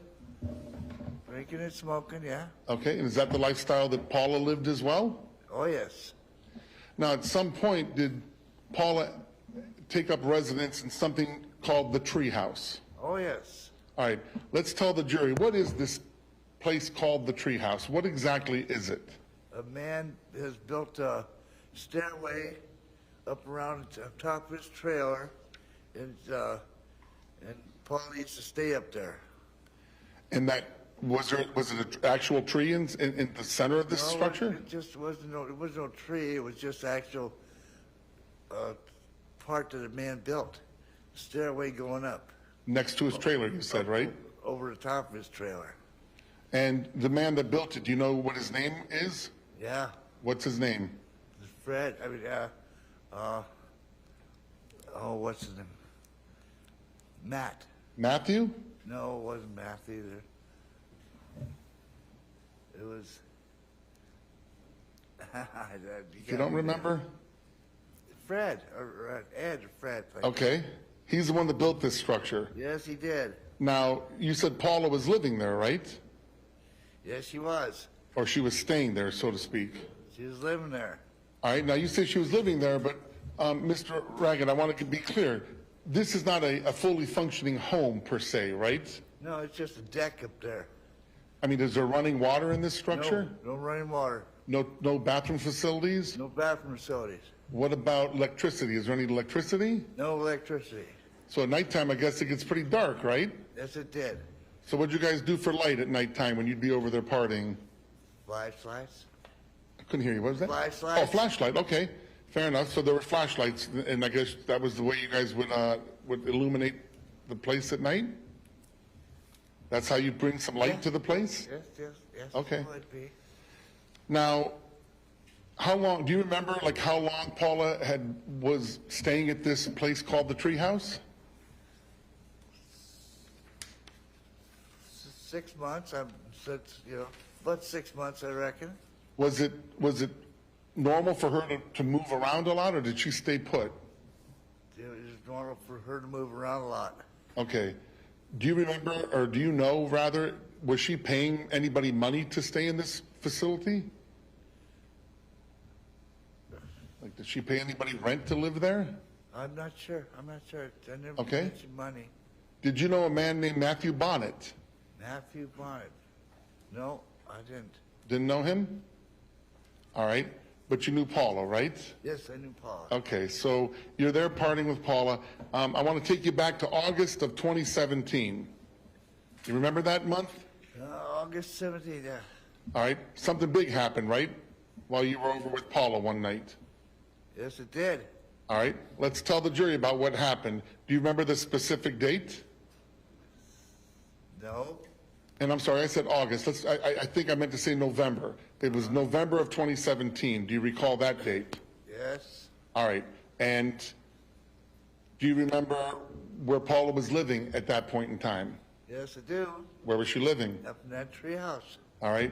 Now I want to talk about the date specifically, November 17th of 2017. All right. Is that where she was living? Yes, she was. All right. Had you been over there to visit her when Yes, she I was living there? Yes, I was. And on November 17th, were you over there on that particular day? Yes, I was. Was that the first time you'd gone over there, or had you been over there No, I've been before? up there several times. All right. And again, you guys would party. Is that fair? Yes, I were. Yes, we were. So when you went over there on November 17th, did you go? What was the purpose in going over there? Either to visit with Matt, which I remember now, Matt or her, you know. All right. Now you said Matt. You do remember Matt? I remember now. Okay. Who's Matt? Matt is the owner of the property. All right. And is that the one that lived in that trailer? Yes. All right. Do you remember his last name? No, I don't. If I told you the name Bonnett, does that ring any bells? No, I don't. All right. How did you know him as? Matt? Just Matt. Just Matt. Okay. So would you ever party with Matt? Yes. And where would you party with him? In his trailer? Yes. And what kind of stuff did you do with Matt when you partied? Played chess. Played chess? Did you ever drink alcohol with him? Yes. And again, what kind of alcohol did you guys drink? Beer. Is that what Matt drank as well? Yes. Matt ever drink hard alcohol? No. All right. What about the crack cocaine? Did you ever share or do crack cocaine with Matt? Yes. Did he used to do it as well? Yes. All right. So you were friendly with Matt as well as Paula. Is that fair to say? Paul and Matt, yes. Now, on November 17th of 2017, do you recall going over to the Treehouse that day? Yes, I do. All right. Do you remember what time you went over there? Almost about 2:30, 4 o'clock. Sun still up, or had it gotten dark already? Sun was still up. Sun was still up? Yeah. And when you went over there, do you remember who you went to visit that day? Paula. Was Paula? Was she there when you went over? Yes. Now, did you have a way to contact her? I mean, did she have a phone or anything like that? Yes, cell phone. And did you have a phone? Yes. So when you'd go to visit her, would you contact her first, or would you just show up? I'd just show up. Or, All right. Or call her. All right. On November 17th, do you remember, did you call her that day, or did you just show up? No, I just showed up, I believe. Just showed up? Yes. All right. And Mr. Ragged, if you need any water, I can get you some water, just so you know, okay? No, I'm You all right? Okay. So, Mr. Ragged, you said you went over there to visit with Paula, is that right? Yes, I did. Sun still up? Yes, it was. Daylight? Daylight. And is she at the treehouse? She's in the treehouse. And do you make contact with her? Yes. And where did you make contact with her? Inside the treehouse? Yeah, upstairs, on the treehouse, yes. All right. And did you guys do any partying that day? Yes. All right. And again, just so we're clear, Mr. Raggett, so the jury's clear, when you say partying, on this particular day, what were you guys doing? Were you drinking Yes. alcohol? I was. She wasn't. She wasn't drinking alcohol? No. What were you drinking? Beer. Okay. Bud Light. Bud Light. All right. And you said Paula wasn't drinking that day, right? She wasn't drinking. Okay. What about the crack cocaine? Were you guys doing crack cocaine that day? Yes, we were. Was Paula doing crack cocaine? Yes, she was. And were you doing crack cocaine? Yes, I was. All right, and again, that's where you heat it up and inhale it, I guess, Yes. right? Yes, we did. Okay. So, where did the supply come that day that you guys were smoking? Did you bring it, or did Paula have it? Paula had it. She had the supply? Yes. Did she ever sell it to you? Yes. Did she sell to other people? Yes. Were you ever there when she sold to other people? Yes. All right. So explain that to us. Her customers would come to the treehouse, I presume? Yes. And she would sell them what? Crack cocaine. Okay. Did she sell any other kinds of drugs besides crack cocaine? No. And did she do this regularly? Yes. And you said you were there at times when she would do that. Is that fair to say? Yes. And Truth. yes, sir, that's what we want, the truth. Did you used to sell it? No. You didn't sell? No, I just smoked it. Just smoked it, okay. On November 17th, when you were over there with her, you said she wasn't drinking, but you were, is that right? Yes. And you guys were both smoking crack. Yes.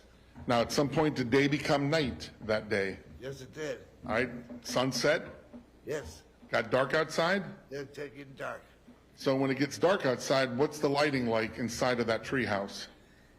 Well, got the lights from a store and stuff. You know, I mean, is it as Door right bright there. as it is in this room right now? no, not at all. Not at all. Darker. Dark? Not dark. Hard to see when it gets dark in the treehouse? That's a question, I'm sorry. Is it hard to see when it gets dark? It's definitely hard to see. Do you remember using flashlights on that particular day or not to help with lighting? No, it wasn't that dark at the time. Okay, What you're getting into? all right. And you had been, how long had you been there until something happened? It was getting dawn, you know. It was getting a little bit dark, not much. So not dawn, it was getting dark, right? Before it went down, yeah. All right. Were you there after the sunset and it actually got dark outside? Yes. Now, in the actual treehouse structure, where did she sleep? What was her area in that treehouse? Right in the middle, tarped around with the tarps around her. Okay, in the middle, you said, right? Uh-huh. Now, was there anything higher up in the treehouse that No. other people stayed in? No. Just her? And you said she stayed in what you called the middle portion, is that right? With tarps around her. With tarps? Yeah, just with tarps. And what would be the purpose of the tarps? Yeah, just keep Try to keep the rain out and stuff like that? keep the rain out, yeah. Okay. Now, you guys were partying, right? Yes, we were. At some point, did something happen that night while you guys were partying? Yes, it did. All right, well, let's tell the jury about that. What happened? You're partying, at this point, it's nighttime, right? It's getting dark, yeah, it's getting a little dark. All right. And what happens, Mr. Raggett? What happens while you're in there with Paula? First of all, let me ask you, was anybody else there with you besides Paula? No, just me and Paula. Just you and Paula? Do you remember seeing Matt that day? Earlier Earlier in the day you saw him? downstairs in his place. But as it became nighttime and you were in the treehouse with Paula, was Matt with you guys at that time? Upstairs in the treehouse, yes. That's where you were with Paula, right? Yes, I was. So where was Matt? As it became nighttime, I know you and Paula were in the treehouse, but where was Matt located? He was downstairs in his trailer. All right. Do you remember if anybody was with Matt or if he was alone, or do you know if he had people over? He was alone. He was alone. Okay. Now, at some point, you said something happened, right? Yes, something happened. All right. Well, let's tell the jury what happened. Two guys came up the steps, looked around the corner. They were wearing a skull mask, and they came up, and I stood up, one of them nailed me, knocked me right back into the chair. All right, and let me stop you, Mr. Raggett. I'm gonna break this down, okay? Because I have questions while you're giving this jury the story. You said two men came in. Is that right? Two people with skull masks. With skull masks. Yes. Now, how do you know it was two? You were able to see them? Yeah, they looked right around the corner, and I go, "What the hell is this?" And they came right on in? Yeah, they came right around, yeah, you know. Uh-huh. I'm sorry, sir, that wasn't clear. Could you repeat what you just said? They just came up the steps and right around, they got to make a turn on the steps, you know. Okay. Uh-huh. Then they right on the top there, and then they came walking up, and they popped me in the head. All right, they popped you stood there. up. Let me ask you, Mr. Raggett, how are you able to tell there were two of them? Are you able to see enough? Yeah. Even though it was dark? Yeah. Could you make out their faces? No, they were wearing skull masks. Okay. Could you tell what ethnicity they were. Were they black, white? Could you tell anything in that regard? No, they were wearing gloves as well as a skull mask. So you couldn't even see skin to tell if what ethnicity? That's right. All right. And you know there were two of them. I knew there were two of them, yeah. Now you said when they came in, what was your reaction to it? I stood up, said, what the hell's going on here? You know, and they hit me, knocked me back into my chair. All right.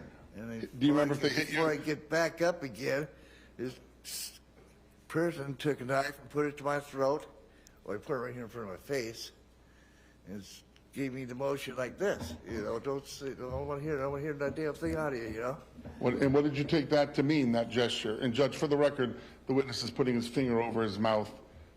What did you take that to mean, Mr. Raggett? Don't talk? Don't talk, don't do nothing.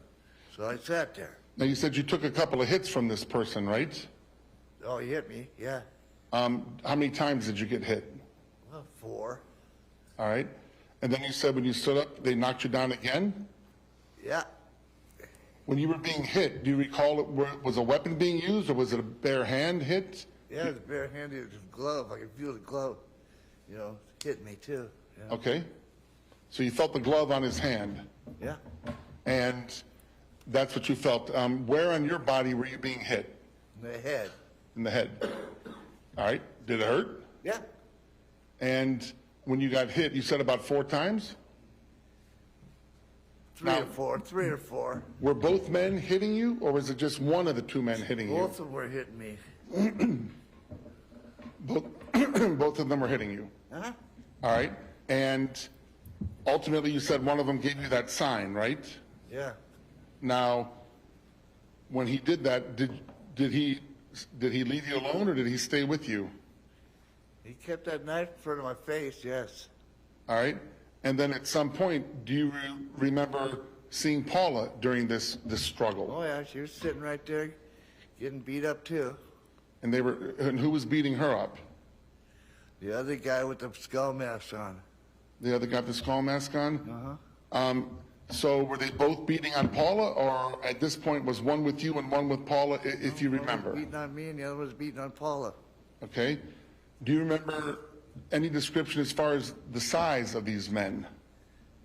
Yeah, I remember the size of them. I know, I could tell by the Swayzer who that one was, you know, by meeting him different times up there at Paula's. I knew the Swayzer. Got that word right, Swayzer? Uh-huh. Okay. I don't know what that word means, so I'm sorry. Oh, his style, his walk, his talk. Okay. Were they, like height-wise, were they tall guys, short guys? Were they the same height, or was there a difference between the two? One tall, one short. I'm sorry, and I talked over you, and I apologize. One tall, one short. Okay. One's tall and one's short, you said, right? You've got to say yes or no, sir.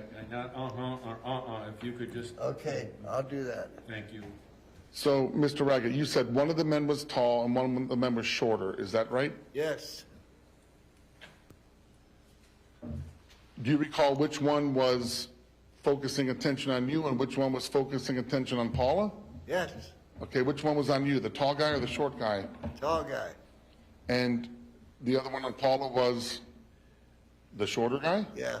All right. Now, did this... Yes. Okay. No, you did okay. How long did this go on for? Hell, I know it's probably hard to say. 10 minutes. Okay. 10 minutes is a long time. Yeah, it was. All right. And at some point, what were they doing to Paula? Were you able to observe what they were doing to Paula? Jerking her around, saying we cut your damn throat, you know. Do you remember them doing any? I'm sorry. Give it up, you know. Give it up, Paula, give it up, you know. She goes, Roger, help me. I said, yeah, give it up. You know, give them what they want. Get the hell out of here, you know. Nothing to get poked about, you know. Sure. At some point, do you know if they inflicted any injuries on Paula? Yeah. And what'd they do to her? Hit her in the head. Hit her in the head? Did they cut her? Yeah. Where'd they cut her? Neck. It's right here, I guess. Do you remember seeing that? No. Then how do you know she got cut there? Because, I hit her I handed her a rag before I ran down the steps. Well, let's talk about that. Okay? At some point, when they kept saying give it up, were they specific about what they wanted her to give up? Yeah. What'd they want? Money and drugs. How do you know that? Because they said give up the money or the drugs. All Either right. one. Take them both. And did she ultimately give up the money and drugs? Yeah. And did she Yes. just hand it over? Do you remember how she was able to give it to them? She said, right there it is. Take it and get the hell out of here. And what'd she point to? Little container on a little container. All right. A small container, you said, right? Yeah. A little All right. container. When she pointed that out to them, did they grab the container? Yes. And did they leave? Yes. All right, now, did they leave pretty much together? Did they leave, did one leave before the other, or did they leave at the same time? No. No, they left because the man was holding a knife in front of my face, hit me, knocked me through the tarp, jumped over a railing after Matt, and ran down steps and struck that man, and then ran back up steps and said, "We gotta go." All right. All the time I was under that tarp, you know? Okay. Now, were you guys calling for help while this was happening? Matt did. I heard him yell, Matt said what?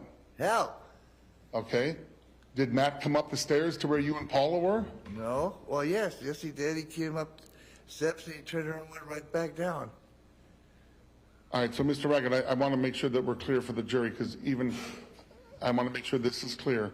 So during the struggle with these two men, at some point did Matt come up to that platform where you and Paula were? Matt made it up to the platform, seen what was going on, turned around and started walking back down, and that man hit me, knocked me through a tarp, and you said you heard Matt yell for help? then I heard Matt yell for help. Okay. And then that man would knock me through the tarp with that skull mask on, said, "We gotta go," to the other guy. All right. With the mask, with a skull mask on, and they left. And do you know if they ever made contact with Matt? No. Do you know if they ever got to Matt? I mean, were they able to get to him? Did they interact with Matt at all? You don't have to interact with Matt when that person jumped down the steps there and stabbed his ass. Stabbed Matt? Yes. All right. Do you remember where they stabbed Matt? Was where on his body he got stabbed? No. And you said he came back upstairs, this man in the mask, and said to the other guy, "We got to go." We gotta go. We gotta go. That's the only thing you said. Did they leave? Yes. Now, when they left, what did you do? What's the first thing you did? Did you go to Paula? I went to Paula, see how she was, found a rag put on her wound, and I ran down steps. As I ran down steps, I jumped over Matt, and I headed out to the alley to see where they went. All right. Were you able to see where they went? No. When you got down to the alley? They were already gone. Already gone. Uh-huh. Did you go back into the treehouse then after you went out to the alley? Nope, I took off. Took off. Yeah. Did you ever render any aid to Matt when you saw No. Matt? When you last saw Not. Matt, was he standing or was he on the ground? He was laying down. Do you remember if he was bleeding at all? No, You don't remember, or he wasn't? I don't remember, but I didn't see it. I didn't see no blood. Okay. But you did render aid to Paula, is that fair to say? Yeah, I gave her a rag. I found a towel there, and I grabbed, hold it, I gave it to her, and I ran down steps. Okay.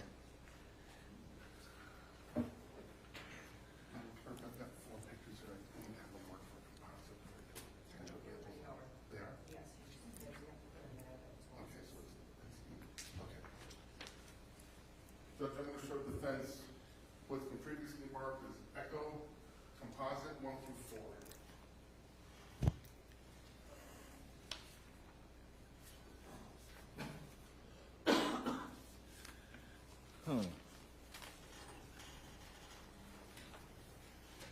Have you shown defense judge may I approach the witness?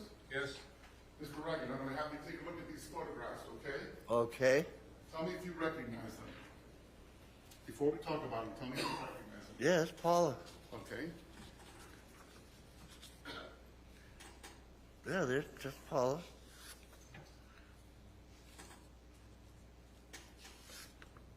Don't recognize that. Okay. Well, it's probably Paula's hand, but Okay. I wouldn't know. Let me ask you, do these photographs appear to show Paula? So these two you don't recognize, is that what you said? Yeah. Okay, Judge, I'm gonna pull these out. Yeah. Let's go with the two that you do recognize, okay? That's Paula. Do these pictures fairly and accurately show the injuries that Paula received on that night? I believe so. Is that what you observed on her that night? I didn't look. All I did was head her rag and leave. Okay. Judge, at this time I'd seek to move in what's been previously marked as Echo 1 and 2 to evidence. Any objection? No, Your Honor. All right, so admit states E, identification 1 and 2 is 5, A and B. Yeah, give the ones that went to Crawford, give them back to the prosecutor, mark and admit the two. Thank you. Okay, now that they're in evidence as states Exhibit 5, composite A and B, Mr. Rubin, I'm going to show these to the jury. Let's keep this one first. I'm going to have you tell them what they're looking at here. Is this your friend Paula? Yes, that's my friend Paula. All right. She's got some redness on her face. Is that from the beating she took that night? Oh yeah, it worked over good. Oh yes, yes. And this one here, you said you put a rag to her neck, right? I gave her a rag. I didn't put it there. I gave her a rag. All right.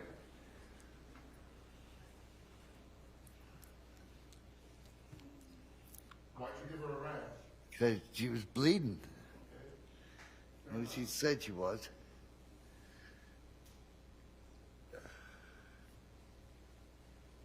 And after you gave her the rag, that's when you went downstairs, is that right? Ran downstairs. Okay.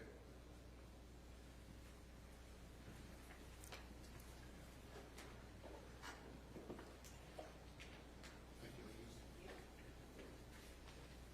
you. Mr. Reagan, do you know Tyrone Tucker? Say again? Do you know Franklin Tucker? Do you know a man by the name of Franklin Tucker? No, I don't know Franklin Tucker. I'm going to have you take a look at the defense table. Do you recognize that man? No, I don't. Okay. Now, on this particular night, let me ask you this. How did you know it was two men? I know they had masks on. I didn't know those two men. They had skull masks on. I didn't know them. But how do you know it was men and not women? Say again? How did you know they were males and not females? You know. That's a hard one. Okay. But in your memory, it's two men. Yeah. Okay. Now, did you ever have contact with Paula again after this particular day? Oh, yeah. You seen her again? Oh, yeah. Have you guys talked about what? Later on, yeah. I'm sorry? Yes, I had seen her later on that day. Not that day, but after everything was over with. And have you guys partied together since then? No. Never again since that night? Nope.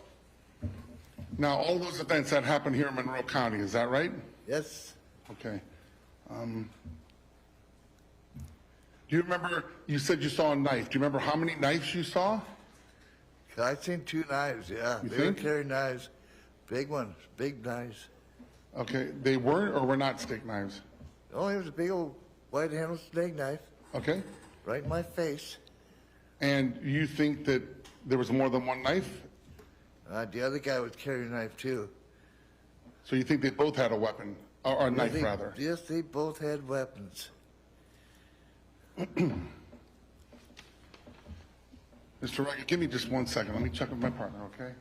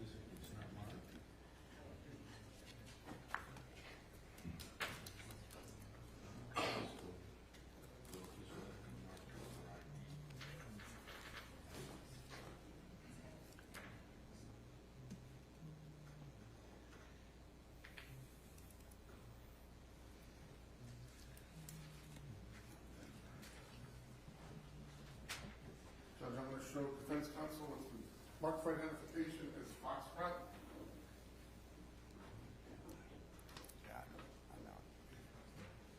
Approach. Yes, you may.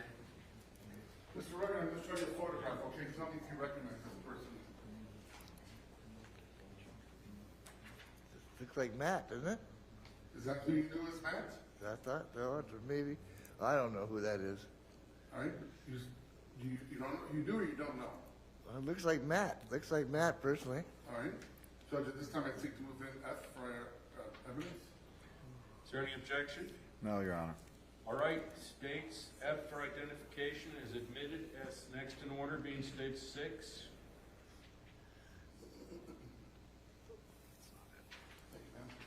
So, Mr. Raggett, this is the man that you knew as Matt? No, it kind of looks like him. Kind of looks like him? Yeah. But you can't say 100%. Well, his hair's a little shorter. Okay, fair enough.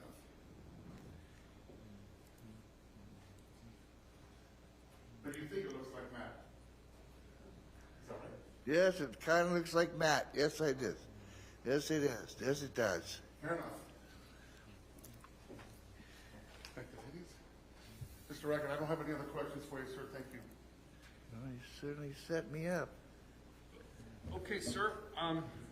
If you just kindly stay in place there, please. Oh, yeah. I'm going to address the jury. Members of the jury, thank you so much for your patience and attention during our morning session. As I told you, when this witness was called, we'd break for lunch about now, and that's what we're going to do. Now, leave your notepads there on the seat when you get up. I have a hearing, a short hearing in a separate matter at 1:30, so I'm going to ask that you please be back in the jury assembly room by, let's see, it's 1:45. That's about an hour and a half for your lunch break. Follow the cautionary instructions that the court has consistently given you. Enjoy your lunch. 1:45, be back. You can be excused till then.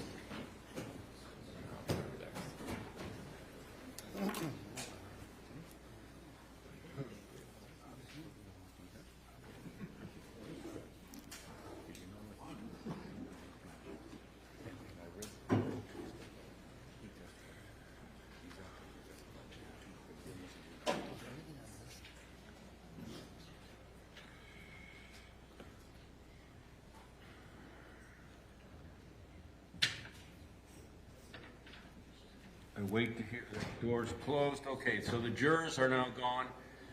Mr. Raggett, you're going to be back on the witness stand after lunch because the defense has the right to ask you questions also.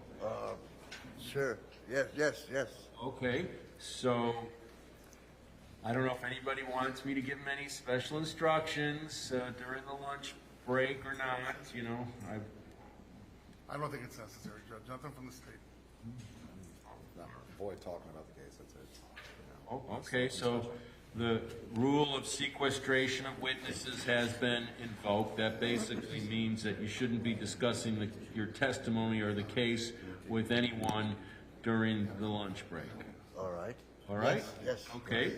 Otherwise, enjoy your lunch, and please be back here at like 1:40, all right?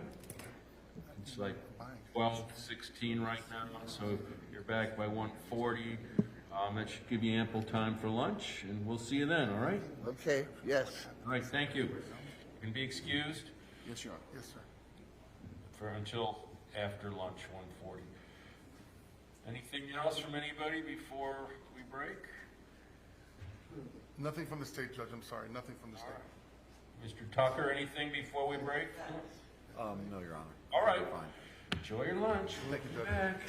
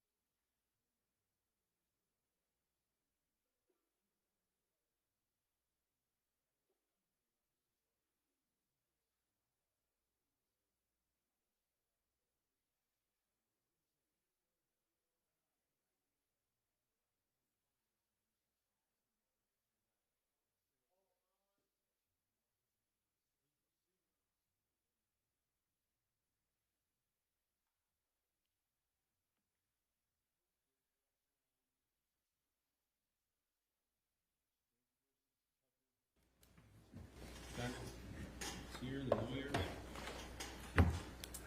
Mr. Raggett? Yes. Could you come back up to the witness stand, please?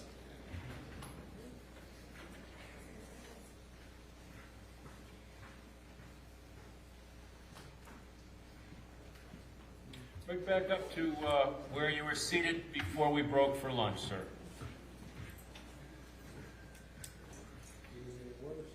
No, I'm fine, thank you.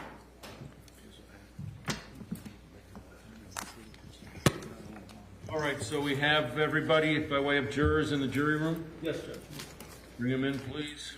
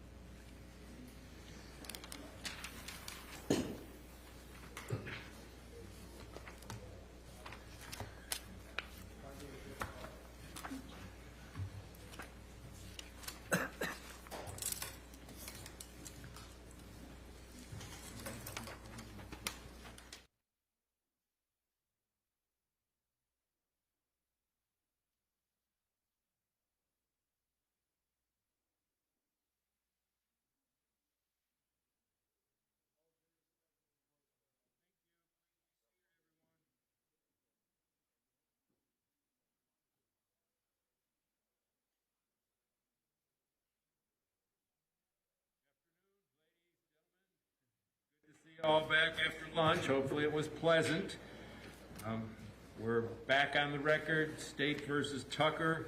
By way of recap, this morning you were given formal preliminary instructions. You heard opening statements from both sides. The state began presentation of its case in chief, called a couple of witnesses, and then Mr. Raggett here, he was called as their third witness, and the state had completed its direct examination when we broke for lunch.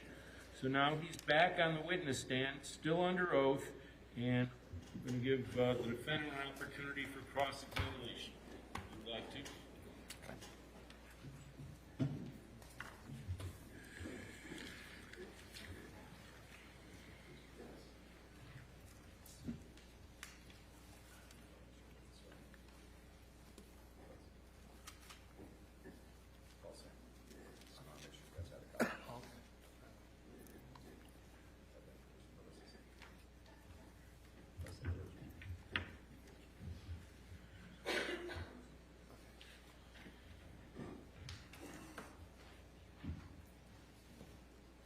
Hi, Mr. Raggett. How are you doing today? Fine, thank you. Good. I'm going to try not to be too long with you, man. I know we've held you up quite long enough already, you know, so I'm not going to keep you up here forever, okay? Okay. Try and be quick about this.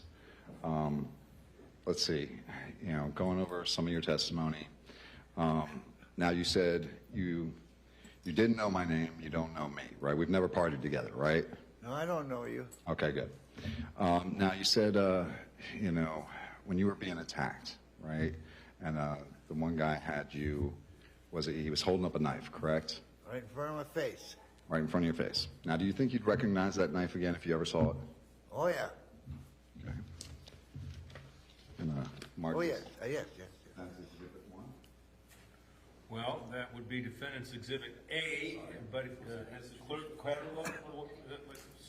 Tucker, the clerk has to first of all see it and put an official sticker with defendant's exhibit A thereon.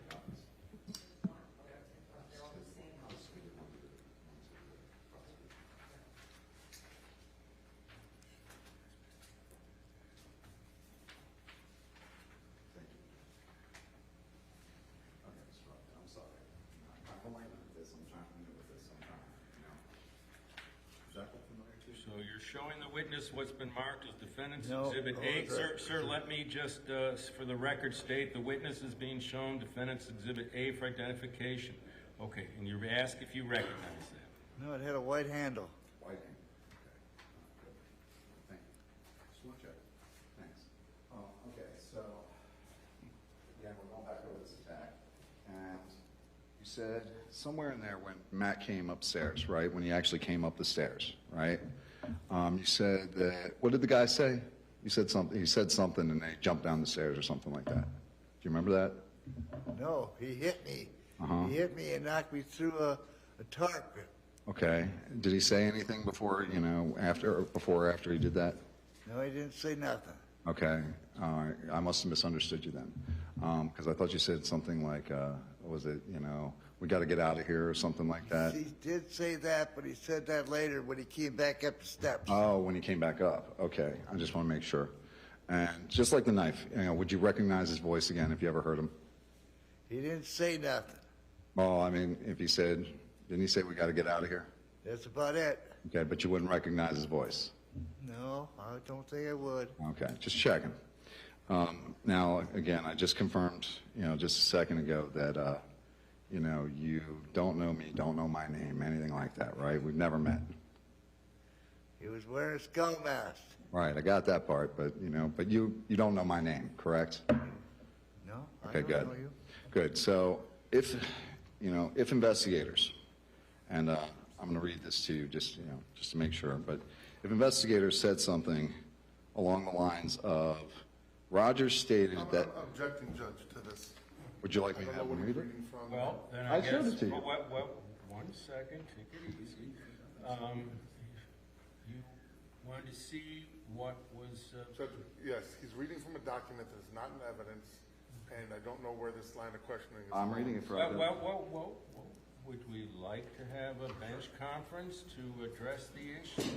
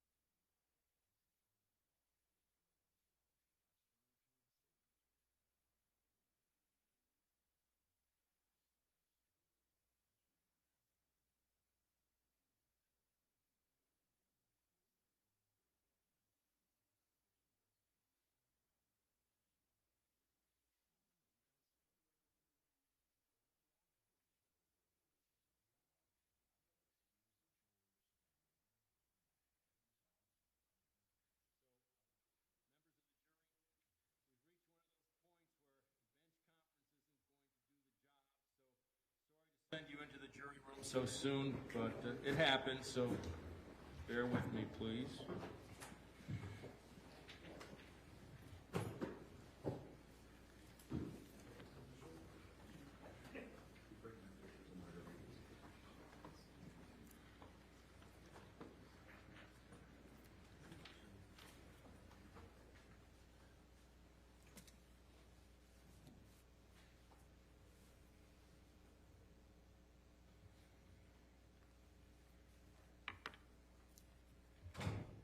Okay, so now the jurors are gone, and we can be heard without whispering. And can I have a copy or see this document that's the source of this question? Thank you. It's the original affidavit. Okay, it is an affidavit.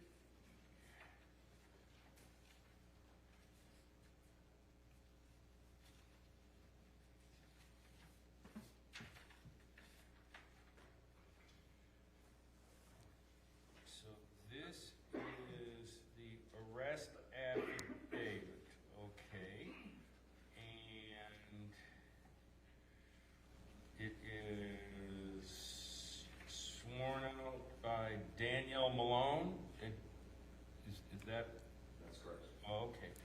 And would you direct me, please, to the portion of it that you wanted to inquire about? It's actually underlined in there. Well, I don't know, but just show it to me. Gotcha. Actually, right there, in green. Okay, so, and the state has a copy of this. Yes, sir.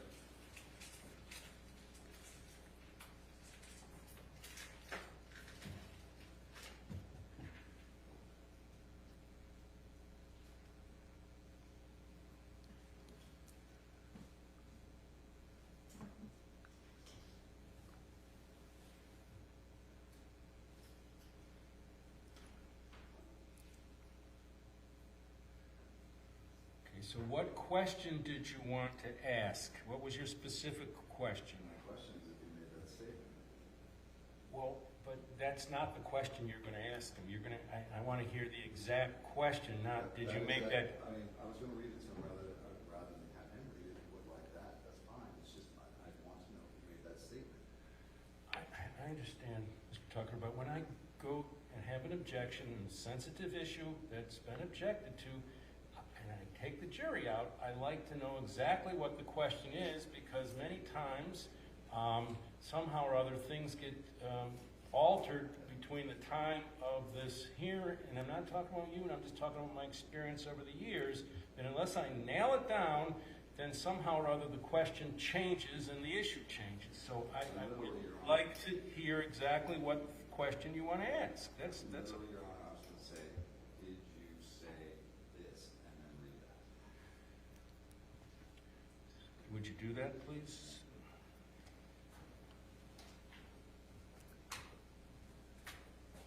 Thank you, sir. Just like, no, I anticipate there's going to be instances. Okay, Roger, bear with me. In the course of this trial where we're going to have these sessions and proffers and the like, so it's all part of the process. Okay. So go ahead and ask the question you'd like to ask. Okay. Roger, I'm just going to ask you a real simple question, okay? When this investigation is going on, did you ever say that Franklin Tyrone Tucker put his finger towards his mouth and made a sound? Wait, you don't have to answer that right now. That's the question. State. I have no problem with that question, Judge. Okay. What I understand Mr. Tucker's trying to do is he wants to show the jury this tainted investigation and how they went after him. And it's improper for him to stand and read from a document that obviously he's going to make sure the jury, telegraph the jury, here's an affidavit for my arrest, and they lied in it. That has nothing to do with this trial. He was arrested already. So any inadequacies in that affidavit are done. He's here facing trial. Mr. Tucker, you don't have to give me weird looks or threatening glances or whatever that's supposed to be. That was not supposed to be a threatening glance. I really take offense that you would say that. In any event, Anyhow, Judge, I have no it problem. was a glare, but regardless, I understand your point. So, and again, based upon what I heard in the opening, this may become an issue, and we'll have to deal with it as the time comes. But all these alleged infirmities in the investigation, I'm not sure how that's ultimately relevant. Our argument's going to be relevant all the way through, every single time. So it's not relevant about the inadequacies of this affidavit. You're telling me the inadequacies. The question he can ask this this witness is, have you ever ID'd me during the pendency of this investigation as being the person who stabbed, or the person who held you participated in this robbery? And I believe the answer is going to be no, I haven't. And then that's it. Oh, wait a second. No impeachment. Just, I want to be clear here. Wait, Mr. Tucker, you have a bad habit, sir, of interrupting and not allowing people to complete what they're saying. I thought he was done. I'm going to give you the same opportunity to speak uninterrupted that I expect everybody else to have. So, I don't know if he has to say, did you ID him? I think he can ask about this specific, did you ever say such and such? I agree, Judge. I agree with that 100%, but what I think is not relevant or permissible is it looks like he's trying to impeach this witness. There's been no proper statement made. There is a statement made in that affidavit that, according to this witness, Tyrone Tucker did these things. That might understand the officer's belief or perspective, but at the end of the day, it's not impeaching this witness. It's simply asking this witness a question. And the question is exactly what Your Honor stated. And I think that's what we're stuck with here. He can ask the question, he'll get an answer, and that's as far as it can go. Well, I think he's trying to show that in this particular statement, depending upon how you interpret it, he knew Tucker's name, which is contrary to his statement here that he doesn't know his name. Yes, you can ask the question that you posed when I asked you what it is. So is there anything else you wanted to say? No? No, I mean, I just wanted to answer that question, Your Honor. That's it. Okay, so the court will allow that, and we'll go from there. So you also ask the court, listen, the defendant has an act to turn and look at me or ask me questions, you know, before I objected to something. He turned to me and said, why? That's improper. He needs to direct his inquiries to Your Honor as to what's going on. I don't want communication with this defendant in any format of that variety. Well, I think so far, at least. Earlier he said, I'll slow down for the state, like we couldn't keep up. I mean, these little comments. And I think I interjected quite rapidly for the judge, is what I said. So I think overall, so far things have been fairly amicable. I mean, over time, as the trial goes on, I've observed inevitably in almost every case, you know, things get a bit heated and we have to stay within bounds. But it is true that whatever arguments or concerns should be directed towards the judge in by way of argument and objection, and the interpersonal dynamics between the lawyers or the defendant and the lawyers, other than basic communication that's needed, should be avoided. Yes. So, May I speak, Your Honor? yes, sir. In my defense, as far as that went, I wasn't the one who jumped up and started getting animated about the whole thing. You know, it's like you're telling me that a statement that the witness supposedly made, I can't ask the question. It's not relevant. Mr. Tucker, I don't want to disparage you, but lawyers and judges spend years studying rules I of get evidence, this. and they're more subtle than you realize sometimes. I would imagine. So I said that you could ask the question that you posed, and I don't really want to go any, I don't think I need to go any further. Yeah, I think we're fine, Your Honor. Okay. So let's bring back the jury.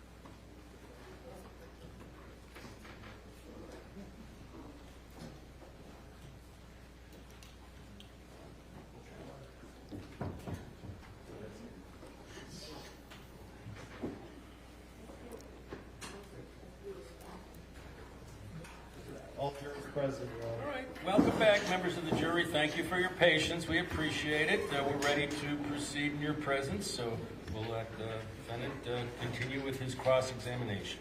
Okay. Thank you, Your Honor. And I would like to apologize to the jury for having to go back there and take a break. Objection, Your Honor. It's fine. Let's just move on now. And Roger, I'd like to apologize to you, too. no, But- absolutely not necessary. And we're going to just go on to the next inquiry. Okay. All right. Again, just a simple question for you, Roger. This is it, okay?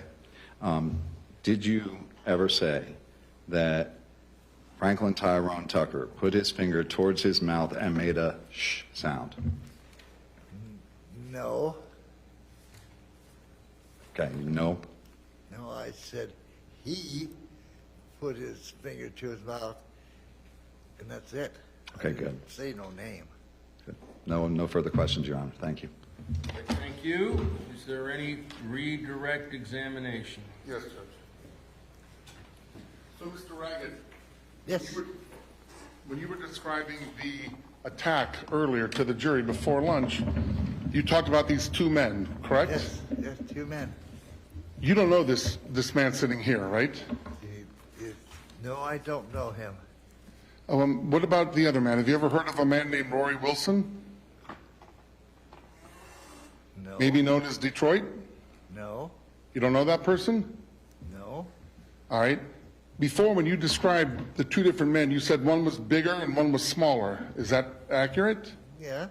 Were you talking height-wise, were you talking weight, or were you talking Weight both? and height, weight and height. So one guy was definitely taller, Yes? and was the taller guy also weighed more than the other guy? No, he laid less. Okay, so explain that to me. You got a tall guy and then a shorter, heavier Yeah, guy? The guy I knew by his swagger and meeting him before, was the heavier, shorter, heavy guy. And the man would put that knife to my throat and told me to shut my mouth. Didn't tell me, just gave me a gesture. Was taller and skinnier. Okay, and when you looked in the other room, at some point, was the taller man in there with Paula, attacking Paula? No. Okay. And then the man that went downstairs to help Matthew, do you remember if that was the taller man or the shorter man? Taller man. Okay. All right, and when he went downstairs to, I guess, to address Matthew, who was still upstairs with you and Paula? The shorter man wearing a skull mask. And where were you during that process? When he went downstairs to Matthew, where were you? I was hung up in a tarp. They hit me and knocked me through off the chair and into a hanging tarp. Okay. I was coming out of there. I was trying to come out of there. And as I was coming out of there, I seen the taller man jump over the rail, and then I heard Matt scream. Okay.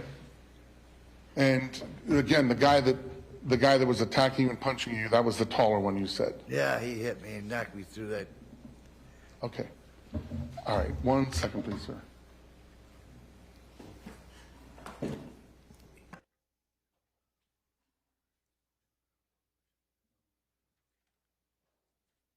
Mr. Rugged, I have no further questions for you, sir. Thank you. So, may this witness be excused? Actually, could I get a redirect, Your Honor? Just answer a couple questions. You want to do some recross, Yes. which is generally not allowed, but if you want to stay within the scope of the direct, I'll give you the opportunity, so go ahead. Just curious about Scope of the redirect. Right, just the questions you just asked. Right. That's what I mean. Roger, Yes. You just described both men that attacked you, correct? You described one as a short, stocky guy, and another guy as a tall, skinny guy, right? Just to make sure I'm Well, it clear. wasn't that tall, but he Oh, not this tall. it wasn't that tall. Okay, about like this tall? No, but Like in your between? height, about your height. Oh, about my height. Okay, but fatter, right? Or is that the bigger dude? No, the man I know was a short, fat one. He was black, and I knew him by the way he moved and talked, and because we talked before. I got you. We knew it was him, but Okay. the tall guy I didn't know because he didn't say nothing. He didn't say much. Did you know at his all. name by He didn't chance? say nothing. He didn't say nothing except for "we got to go." That's the only part I can say. The guy you knew, did you know his name? No.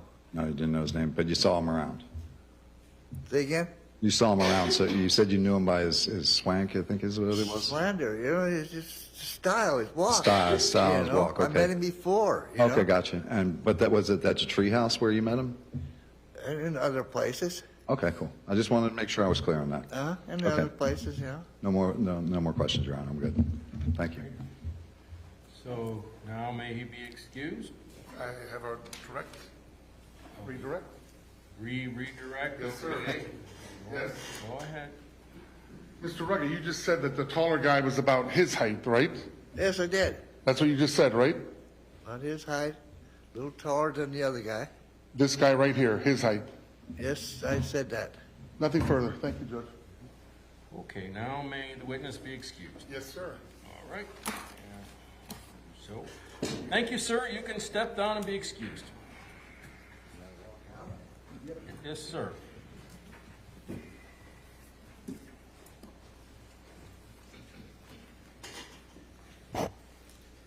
Thanks a lot,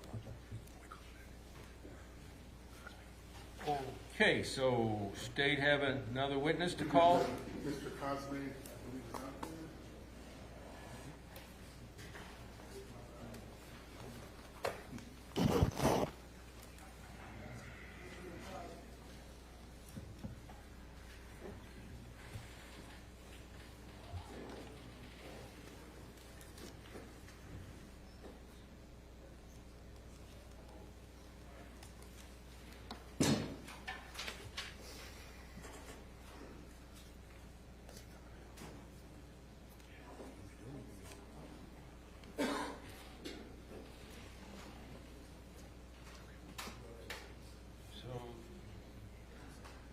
phone secure? Yeah. All right, so why don't you come on up here by the deputy? And if you'd stop right there, turn and face the clerk, raise your right hand. Do you solemnly swear or affirm that the testimony you will give in the cause now in hearing shall be the truth, the whole truth, and nothing but the truth, so help you God? All right, please have a seat on the witness stand, sir. Speak loudly and clearly so everyone is able to hear you.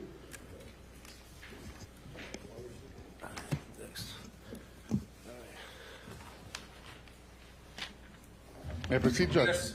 Thank you, sir. Good afternoon, Mr. Cosme. Good afternoon. I know we've kept you waiting all day. I appreciate your patience, sir. I'm sorry, but I appreciate you being here. Could you state your full name for the record? My name is Juan Luis Cosme. Juan Luis Cosme, right? Yes. And, sir, where do you currently live? I live in Big Pine Key, 1212 West Shore Drive. Here in Monroe County? Yes. And how long have you lived down here, sir? 27 years. Okay. Where'd you live before you're Monroe County? Orlando. Orlando, okay, very well. So you've been in Monroe County quite a long time. Mm-hmm. Now, is that a yes? Yes, I'm sorry. All right, no worries. What kind of work do you do, Mr. Cosme? Well, I own a Suzuki and a Yamaha outboards dealership. We do repair boats. We sell the engines. We sell the boats, or do water sport fishing boats. That's what we do. And where's that business located? That's at 5670 Laurel Avenue. 5670 Laurel? Stock Island. On Stock Island. Here in Key West? Yes. Now, is your building, is it like an outdoor marina with, boat dock or boat lifts and everything? Well, it's just it's not in the water, it's just a building, Okay, what is it, on the ground, ground level. sure. How long have you had that business? I started in 2005. And you've had it ever since? Yeah. All right, coming up on 20 years then, right? Yeah. All right, Mr. Cosby, let me ask you, on that business, is it equipped with any kind of surveillance videos or surveillance cameras? Yes, yes. And explain to the jury, what kind of a surveillance system do you have there? Well, we have a Barnes alarm system. That's our provider, and we have cameras facing everywhere because that, Laurel Avenue, it's not a good place. When I first bought the property, I was like, wow, look at all this stuff happening here, especially that house that we're talking about here, the Treehouse. But, I started, telling people, you can't do that here, you can't do that here, and I'll call the cops. There was a lot of stuff going on, Okay, so you were familiar with the structure that was referred to as the Treehouse? Yes. And can you just describe for the jury, what exactly was that structure? It was, I don't know, it was like, I never went in there, it was like this house, you can barely see it, it was all overgrown with weeds. And there was a lot of activity there, that's one of the places that I always looked, and like, when that place right there, it's a lot of prostitutes, coming in and out. Not a good place. Not a good place, it's Laurel Avenue, Stock Island, but it's better now. Okay. Yeah, it's better now. Well, good. I'm glad to hear that. Let me ask, your surveillance videos, did you put those in for security? For security, yes. 100%. All right. And does your system, does it run constant, like 24 hours a day? Yes. And does it rewrite over itself, or does it archive the video footage? How does that work? I'm not sure about that, man. If I have problems, I call Barnes Alarm, and they know fix it. And they know how to access it? Yeah, I don't even know how to work it, to tell you the truth, man. All right, fair enough. So Yeah. let me take you back to November of, and you said you're familiar with this treehouse structure, right? Well, it's not there anymore, but yes. How close to your business was that structure? It's like there was an empty lot next to me, and then that property. So it was two, one lot, and then it was two lots. So if you had to estimate footage, what are we talking here? Football field length or less? Less. Yeah, it's really close. Yeah. And so you had this surveillance system that you use for your business, correct? Correct. Yes. Now, let me take you back to November 17th of 2017. Do you recall that date? Yeah, I do. I had just bought the property. It wasn't that that long, and I see like this tape everywhere, what happened, and because when I got there, there was cops all the time, When you got to work, or did you live in there? Oh, you don't live down there. When I bought the property, there was always cops, because I used to call them, because I'd be like, these people are doing this, and trying to clean up the place, my business is going there. I didn't want a bunch of people, bad people or whatever, but So you bought the property in and around, right around that time? around that time, yeah, and it was weird because there was a lot of people coming in and out of the house, and there was one man that was cool, man, and I always used to talk to. He had long beard and white hair, and he'd just walk around without a shirt, and he'd say, "Hey, how's it going, man?" Okay. And I think that's the guy, that you guys were talking about. And Do you know a man named Matthew Bonnett? I don't remember his name, because I think that was the guy, Okay. the. Now, did you go to work that morning, and when you went to work, you saw activity over there? I did, I saw tape, a bunch of police officers there, more than ever, and I was like, what's going on? And, oh, somebody got, somebody. Okay, stabbed over there, right? That's what I was going to say, but. All right, fair enough. Yeah, it was bad, and I was sad because I met the guy, and the guy was cool, Was there a lot of chatter going on about what had happened there? Yeah, it was obvious, like there was a lady, Paula, and that, what it was is, it's obvious, the cops should have been already busted those people already before any of this stuff happened, You could see people going in and out of that place, Okay. and especially that lady, she would go in there all the time with a bike, and she would stop over there, I'm sorry, did you personally know her? No, I just knew who she was, because I knew. I asked the cops. I was like, "Who's that lady?" Okay. And it's like, "Oh, blah blah, this and that," But Now, Mr. Cosme, at some point, did the police come over to your business to inquire about surveillance cameras? yes, they did. And I told them, I don't know how to work it, but you guys can go ahead and go in there, get whatever you need, man. And were they able to pull surveillance tapes I believe so. from the evening before? Yes. And you gave them full access to your system? Yes. And they came into your business, I guess, and Yes. and effectuated that? Mm-hmm. Yes. All right.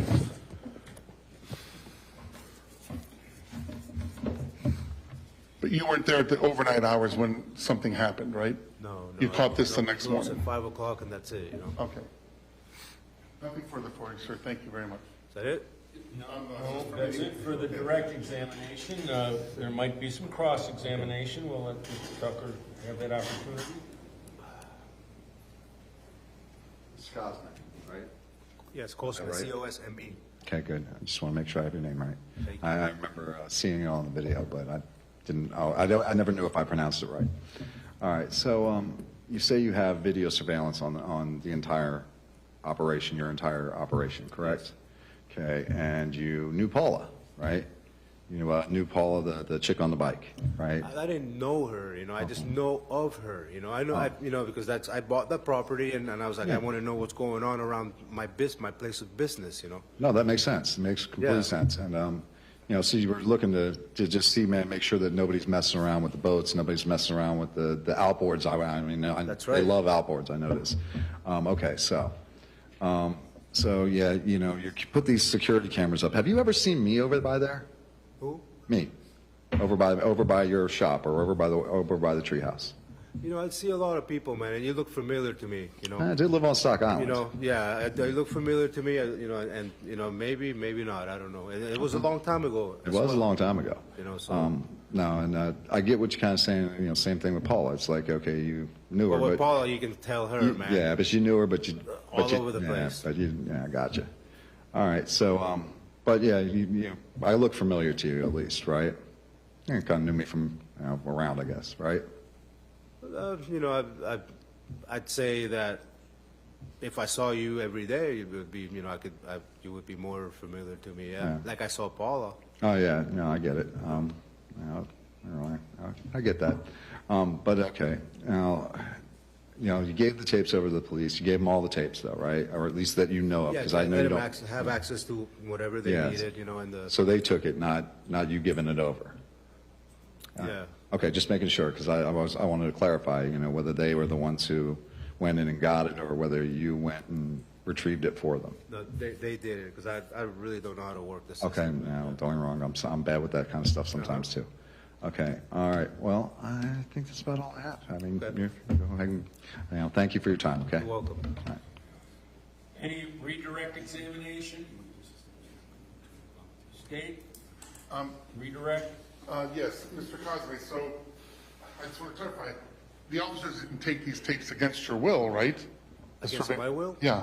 Oh, of course not. That's what they're there for. They're there for surveillance, for anything that happens. I have my cameras faced out to the streets. I can look all the way to the other marina, because when I first moved, like before, I said that Stock Island, they call it Stock Rock, but because there's a lot of crime and people go there to do bad things.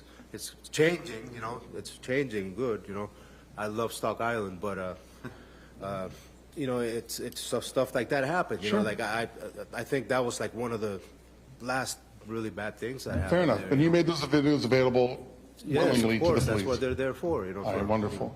Judge, I have nothing further at this time. Right, may the witness step down and be excused? Yes, sir. All right, sir. Thank you. You can step down and be excused.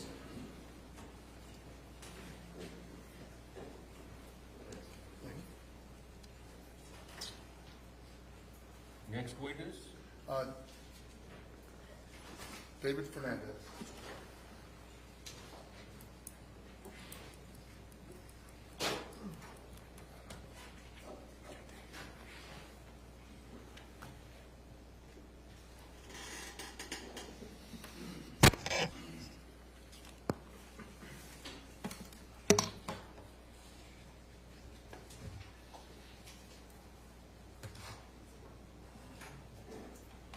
Please step forward through the gate. Approach the deputy right here in front of the witness stand. Stop right there. Turn and face the clerk. Raise your right hand. Do you solemnly swear or affirm that the testimony you will give and cause now and here shall be the truth, the whole truth, and nothing but the truth, so help you God? Please have a seat on the witness stand. Speak loudly and clearly so we're all able to hear you.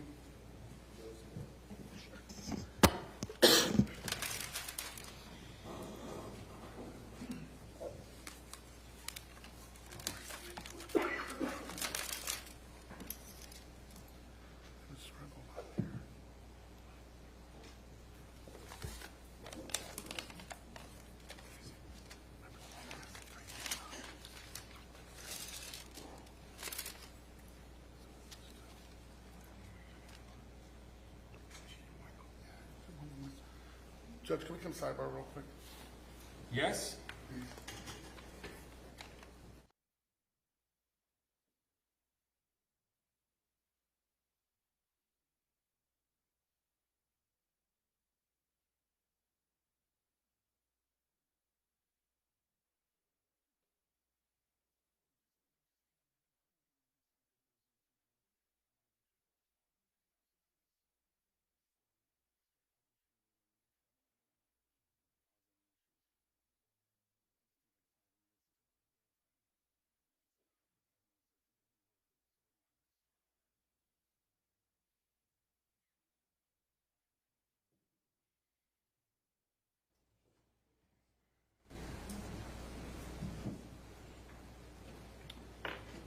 Looks like this is a good time to take an early afternoon break, members of the jury. I told you that, these things happen, nothing untoward or unusual, but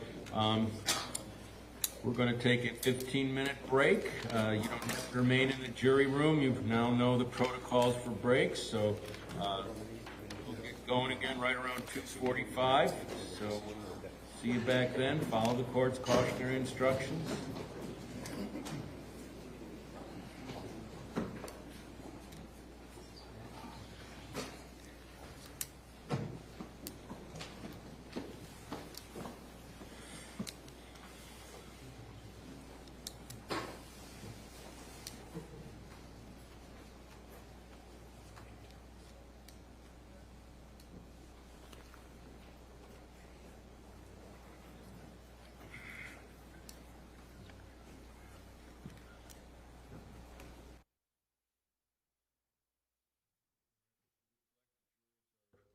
outside the courtroom. So do you need the witness up here, or? Yeah, Judge, I'm just gonna put this in to make sure that he knows, because I'm gonna have this witness step down and play it for the jury. So I just wanna make sure that Well, we're all in sync. okay, so you want to make sure that there's nothing there that shouldn't be there? Is that the idea, that you start publishing something that's inadmissible? We start all over again. We don't want that. I literally need like 3 minutes and I think we'll be fine. I understand, but it seemed like Nope, I agree. give him a break. Obviously, Mr. Tucker can be here if he cares to. Yep. If not, 2:45. All right, we'll be back.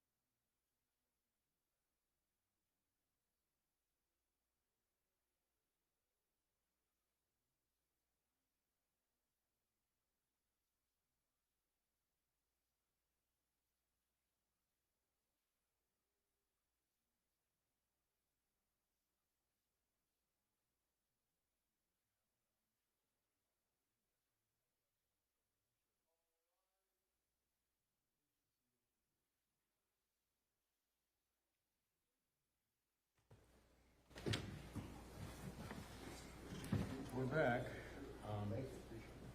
Thank you, Judge. We're ready to go. Just out of curiosity, I saw Jill.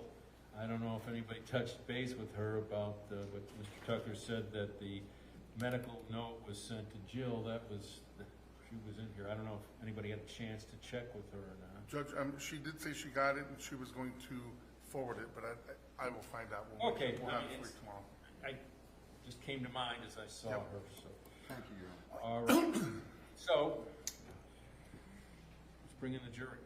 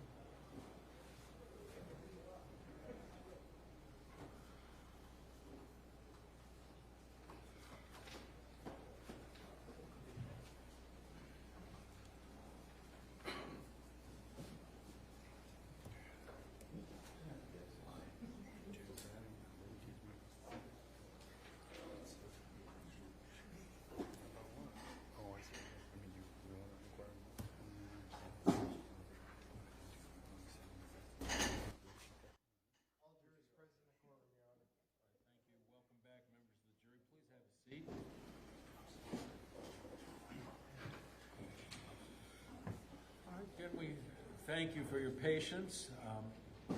State's now ready to start their direct examination of the witness who has already been placed under oath and is on the witness stand and ready to go. Thank you, Judge. Officer Fernandez, good afternoon. Are you officer or deputy? Sergeant Fernandez. Okay, I'm wrong on both accounts. Sergeant Fernandez, good afternoon, sir. Can you state your full name for the record? David Fernandez.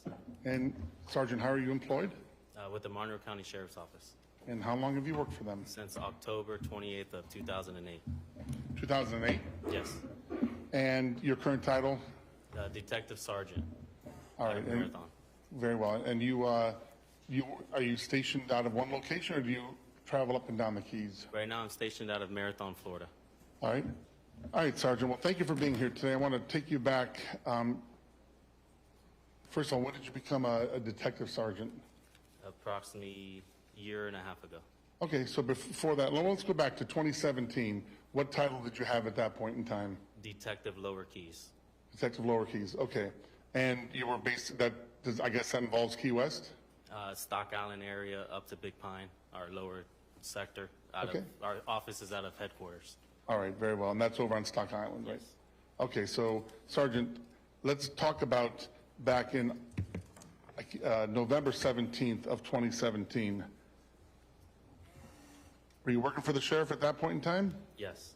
And were you working as a detective in the Lower Keys? Yes.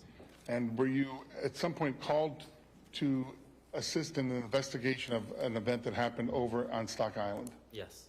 All right, and this was a stabbing at a place called the Treehouse, is that right? Yes. Are you familiar with that location? Yes. Okay, can you tell the jury what exactly was that location? It's looks like a run-down kind of vacant property. There was a trailer on it and like a balcony on top of the trailer. It's hard to see in and out from the road. We've responded to calls there throughout my career here. Is it actually a dwelling where people live? Yes, it's people come and go from that location, except I believe the trailer. There may have been someone staying there a lot longer, but the Treehouse is known for people coming and going. I guess people who pass through vagrants or people who don't have a permanent home? Yes. And there's no running water at the Treehouse, is that right? That I know of, no. Okay. Electricity? That I know of, no. All right. Sergeant, you were asked to get involved in this investigation to track down some videos. Is that accurate? Yes. All right. Tell the jury, how did that request come to you, and what action did you take when you got the request? So it's from the lead detective. It was either Detective Malone or Detective Pitcher that there's video available from, I believe it's Lower Keys Electric on 2nd Avenue. and then also video from Cosme Marine on Laurel Avenue. And were you able to go to those locations? Yes. And what was your purpose in going to those locations? Retrieving the video, a property receipt, and then turning it over to the lead detective. All right, and did you in fact do that? Yes. Now, when you went over there to collect the videos, did you watch the videos? Yes. Were you asked to watch the videos? To be able to upload it into a disc or a USB, we would normally watch it, make sure what we have and what we can see. All right. Yes. And as a matter of fact, you watched those videos prior to coming to trial here today, is that right? Yes. So at this time, I'm going to have our clerk pre-mark a thumb drive as a state exhibit. I think I might have one.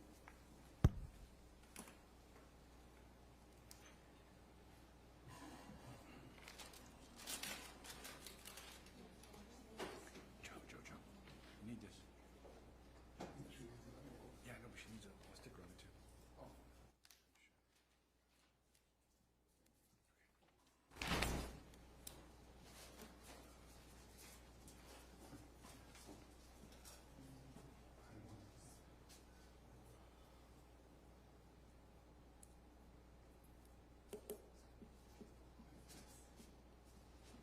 Sergeant, now you were in my offices yesterday, correct? Yes. Watch these videos? Yes. Do they fairly and accurately represent the videos that you brought, that you obtained through this investigation? Yes, I do. Were they altered with or tampered with in any way? No. At this time, Judge, I've already published them to the defense on the break, and I seek to move in what's been previously marked as golf for identification, please. Is there any objection? No, Your Honor. All right, so admit State's Exhibit G for identification into evidence. That's with the number seven.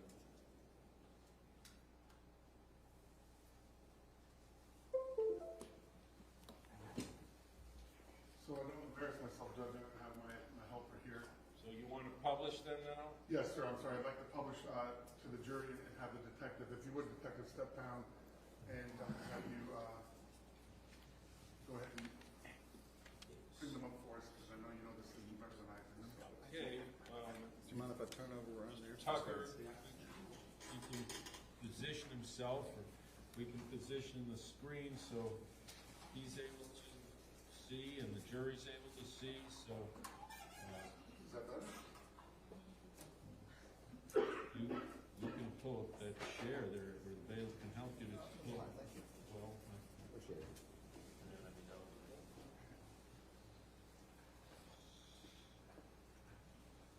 just want to be sure that jurors, if you're all able to see the screen where on the exhibit is being published, yes? All right. Go ahead. Thank you, Judge. Sergeant, thank you for stepping down. If you could bring up the first video. Beautiful. And let's go ahead and play that for the jury. These are the videos you went and obtained during the investigation? Yes. And what area are we seeing right now? So where this vehicle is coming down, that's 2nd Street, and this would be 2nd Avenue. So where would the treehouse be in reference to what we're looking at here? The treehouse would be down 2nd Street, the direction of this truck, and then you would have Maloney. So the treehouse is over there? Correct, yes. Where's Tom Thumb? Tom Thumb is the same direction. Is the treehouse? It's up that way, for the truck. Mr. Tucker, you'll have your chance to cross-examine right now. Please don't. Clarification.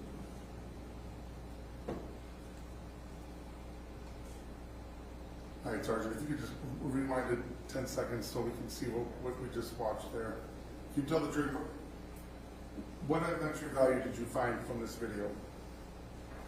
So my understanding at the time was there is a statement made by a co-defendant of his movements throughout that night, and it was corroborating his statements. And this video would depict that. So the importance of this video is the person we just saw walking across the road there. Yes. Is that fair to say? Yes.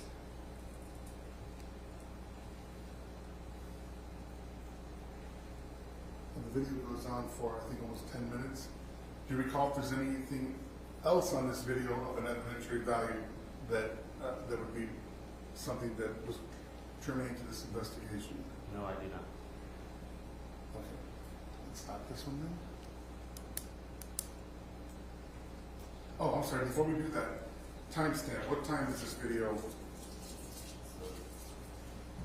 2017, which would be 8/17, And the date?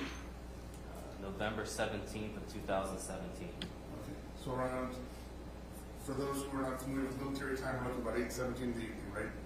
Yes. And that's when we see the person walking across there. Now, in relation to where the treehouse is located, are they walking towards it or from it? Walking towards it. All right, next, so let's bring up the other one then.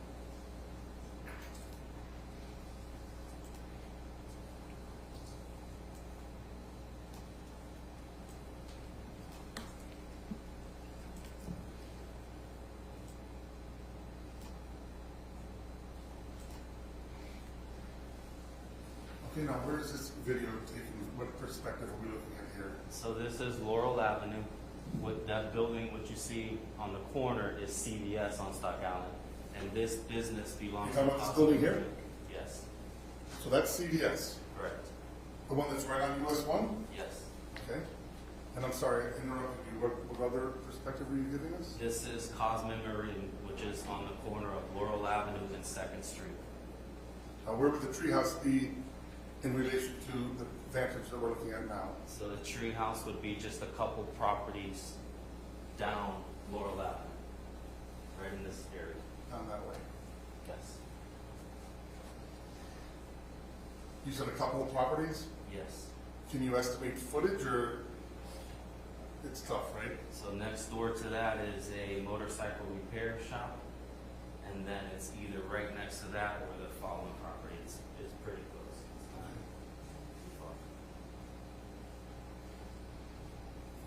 I would have to fast forward if we want to get to that.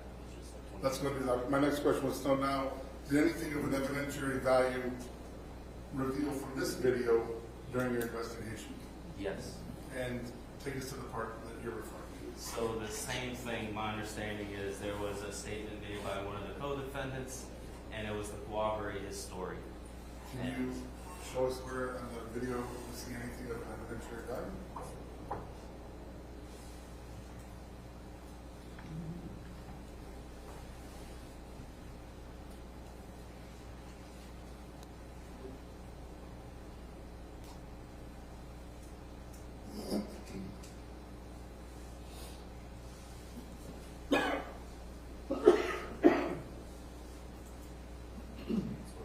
All right, Sergeant, what are we getting ready to see here?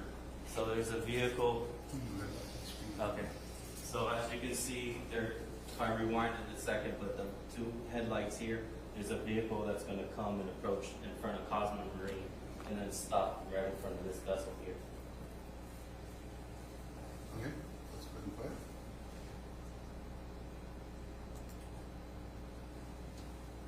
Do you know what kind of vehicle that is? Or can you tell from the video?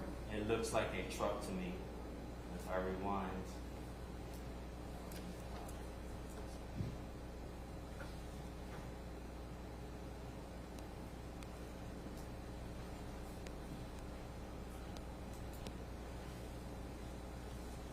With the front, the direction it is, and also it appears to be a bed of a truck to me. Okay. What's that? Sorry, that, again, right now, the questions are coming from the prosecutor here, and again, Mr. Tucker can ask on cross-examination.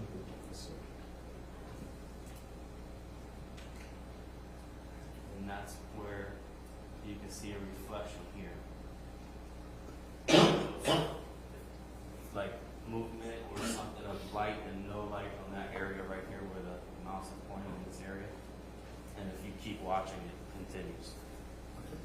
And what do we see there? So here we see two people walking from the direction of the truck towards the treehouse, which correlates with the movement you can see near that lighting of the truck there. So those two individuals we see walking, would they be walking in the direction where the treehouse would be located? Yes. Can you rewind it just one more time so we can go on for a moment?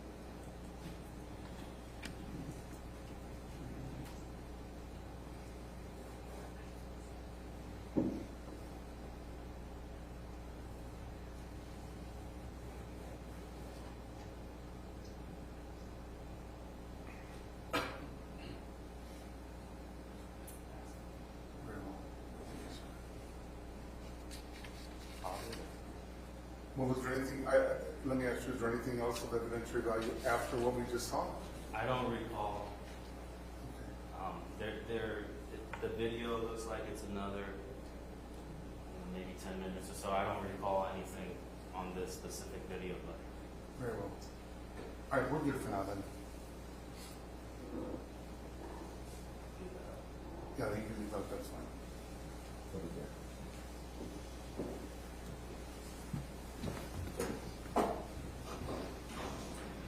So Detective Fernandez, when your job was to retrieve these videos, is that right? Yes. And you did that, correct? Yes. And did you put them into or upload them into your data system so you'd have them, or they would have them as part of this investigation? I did not personally upload them. I transferred them over from a property receipt. All right. Did you have any other hand in this investigation at this point after retrieving these videos?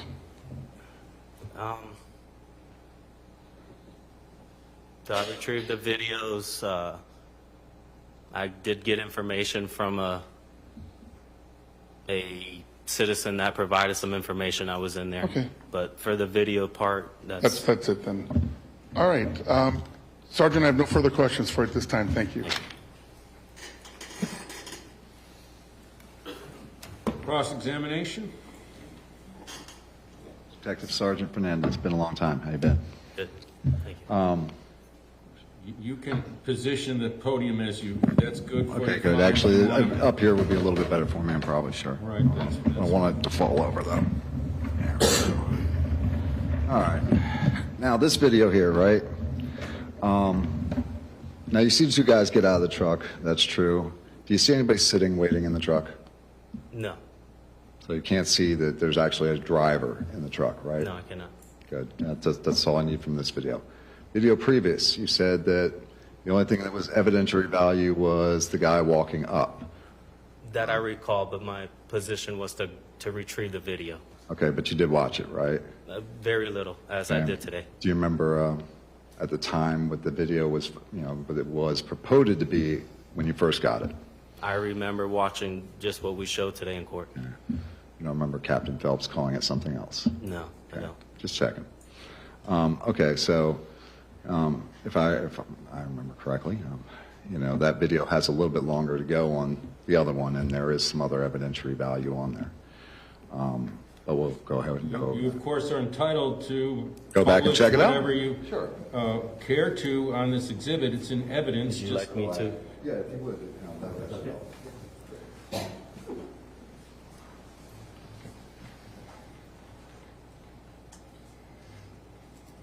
They said this was originally to corroborate co-defendant's testimony, correct? I would be speaking on that. That's what I believe.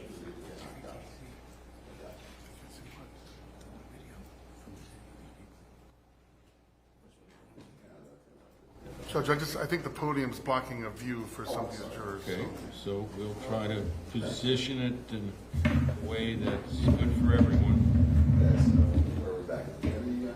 Yeah, it started at the beginning here, 12 seconds. Then we're going to see now. Has anybody admitted who they are in this video? I do not. Let's get to that some more.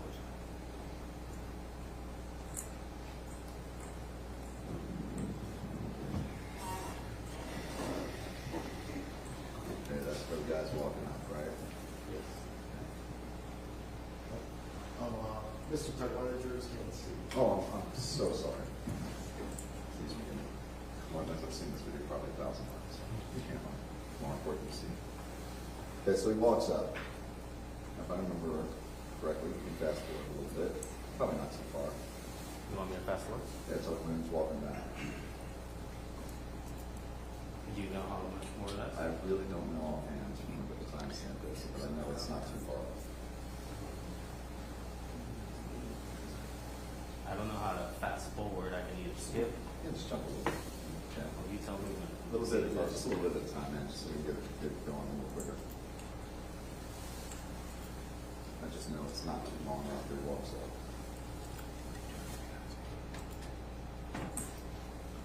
Keep going? Yeah, keep going.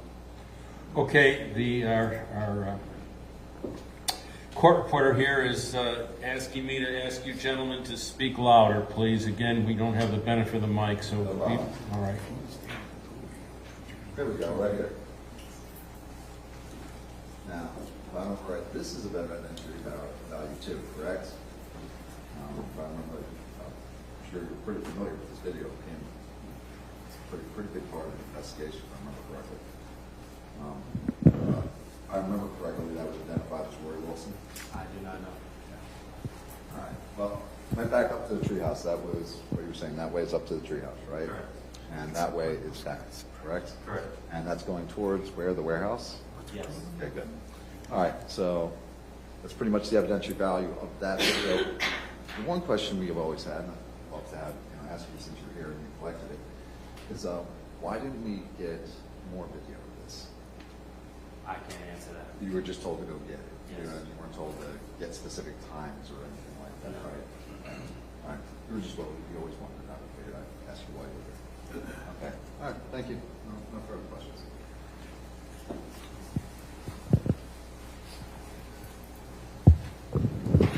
State of any redirect examination? No, sir. All right. So is this witness subject to recall, or is he to be? No, Judge, as far as I'm concerned, he could be excused. Thank you. You can step down and be excused. Further witnesses for the state? No more lined up for today, Judge. Okay. So why don't we approach the bench here?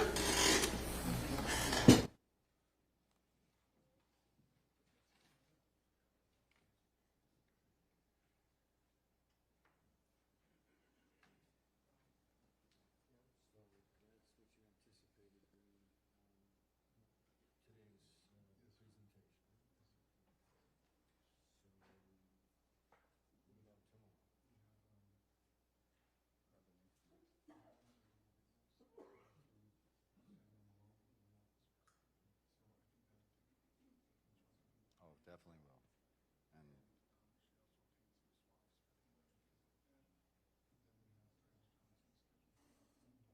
what did you say about swabs doing there? I was just curious.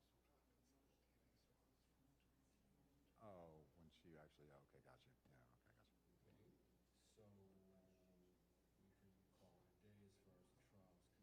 is concerned. I know. My focus is I'm on this big picture. I can tell the jurors the big picture we're on schedule. Tuesday, Wednesday?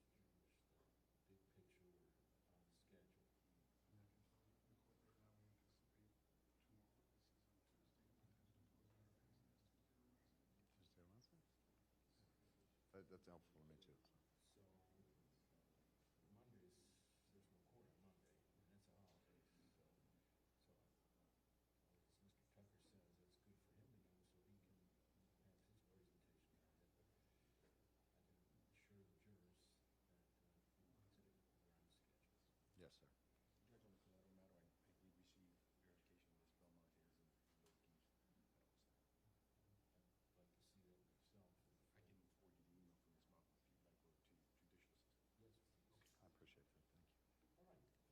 Thank you.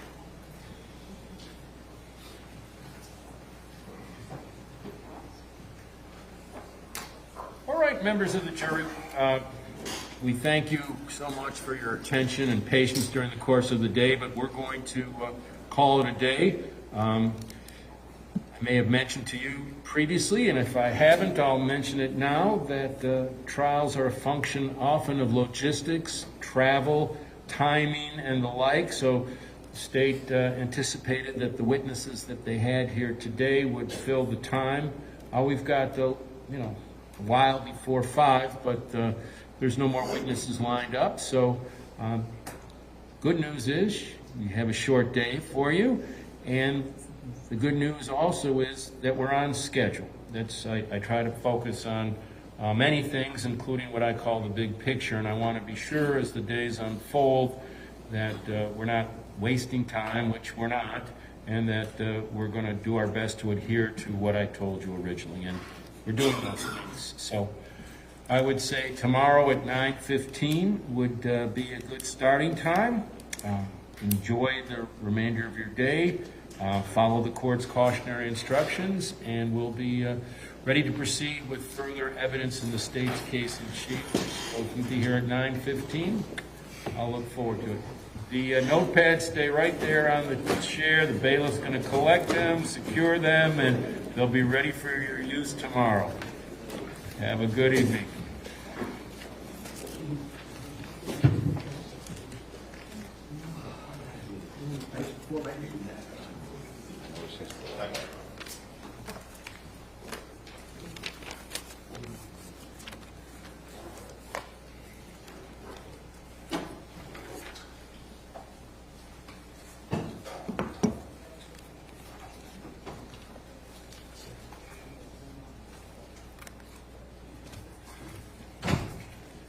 All right, jurors are gone, so I told them 9:15, feeling that we could be here at 9 to, again, address any potential questions or issues. Hopefully there won't be any, but at least we'll give ourselves that cushion. So, as far as the thumb drive's concerned, is that going to be... Oh, that has to be, that's in evidence. So Right, I understand, that's what I mean, so we probably want to take it out of the equipment and put it in the envelope and give it to the clerk. And just so I'm clear, your assistant is Devon, right? Yes. Okay. All right, thank you. All right, unless there's something else, well, have a good evening.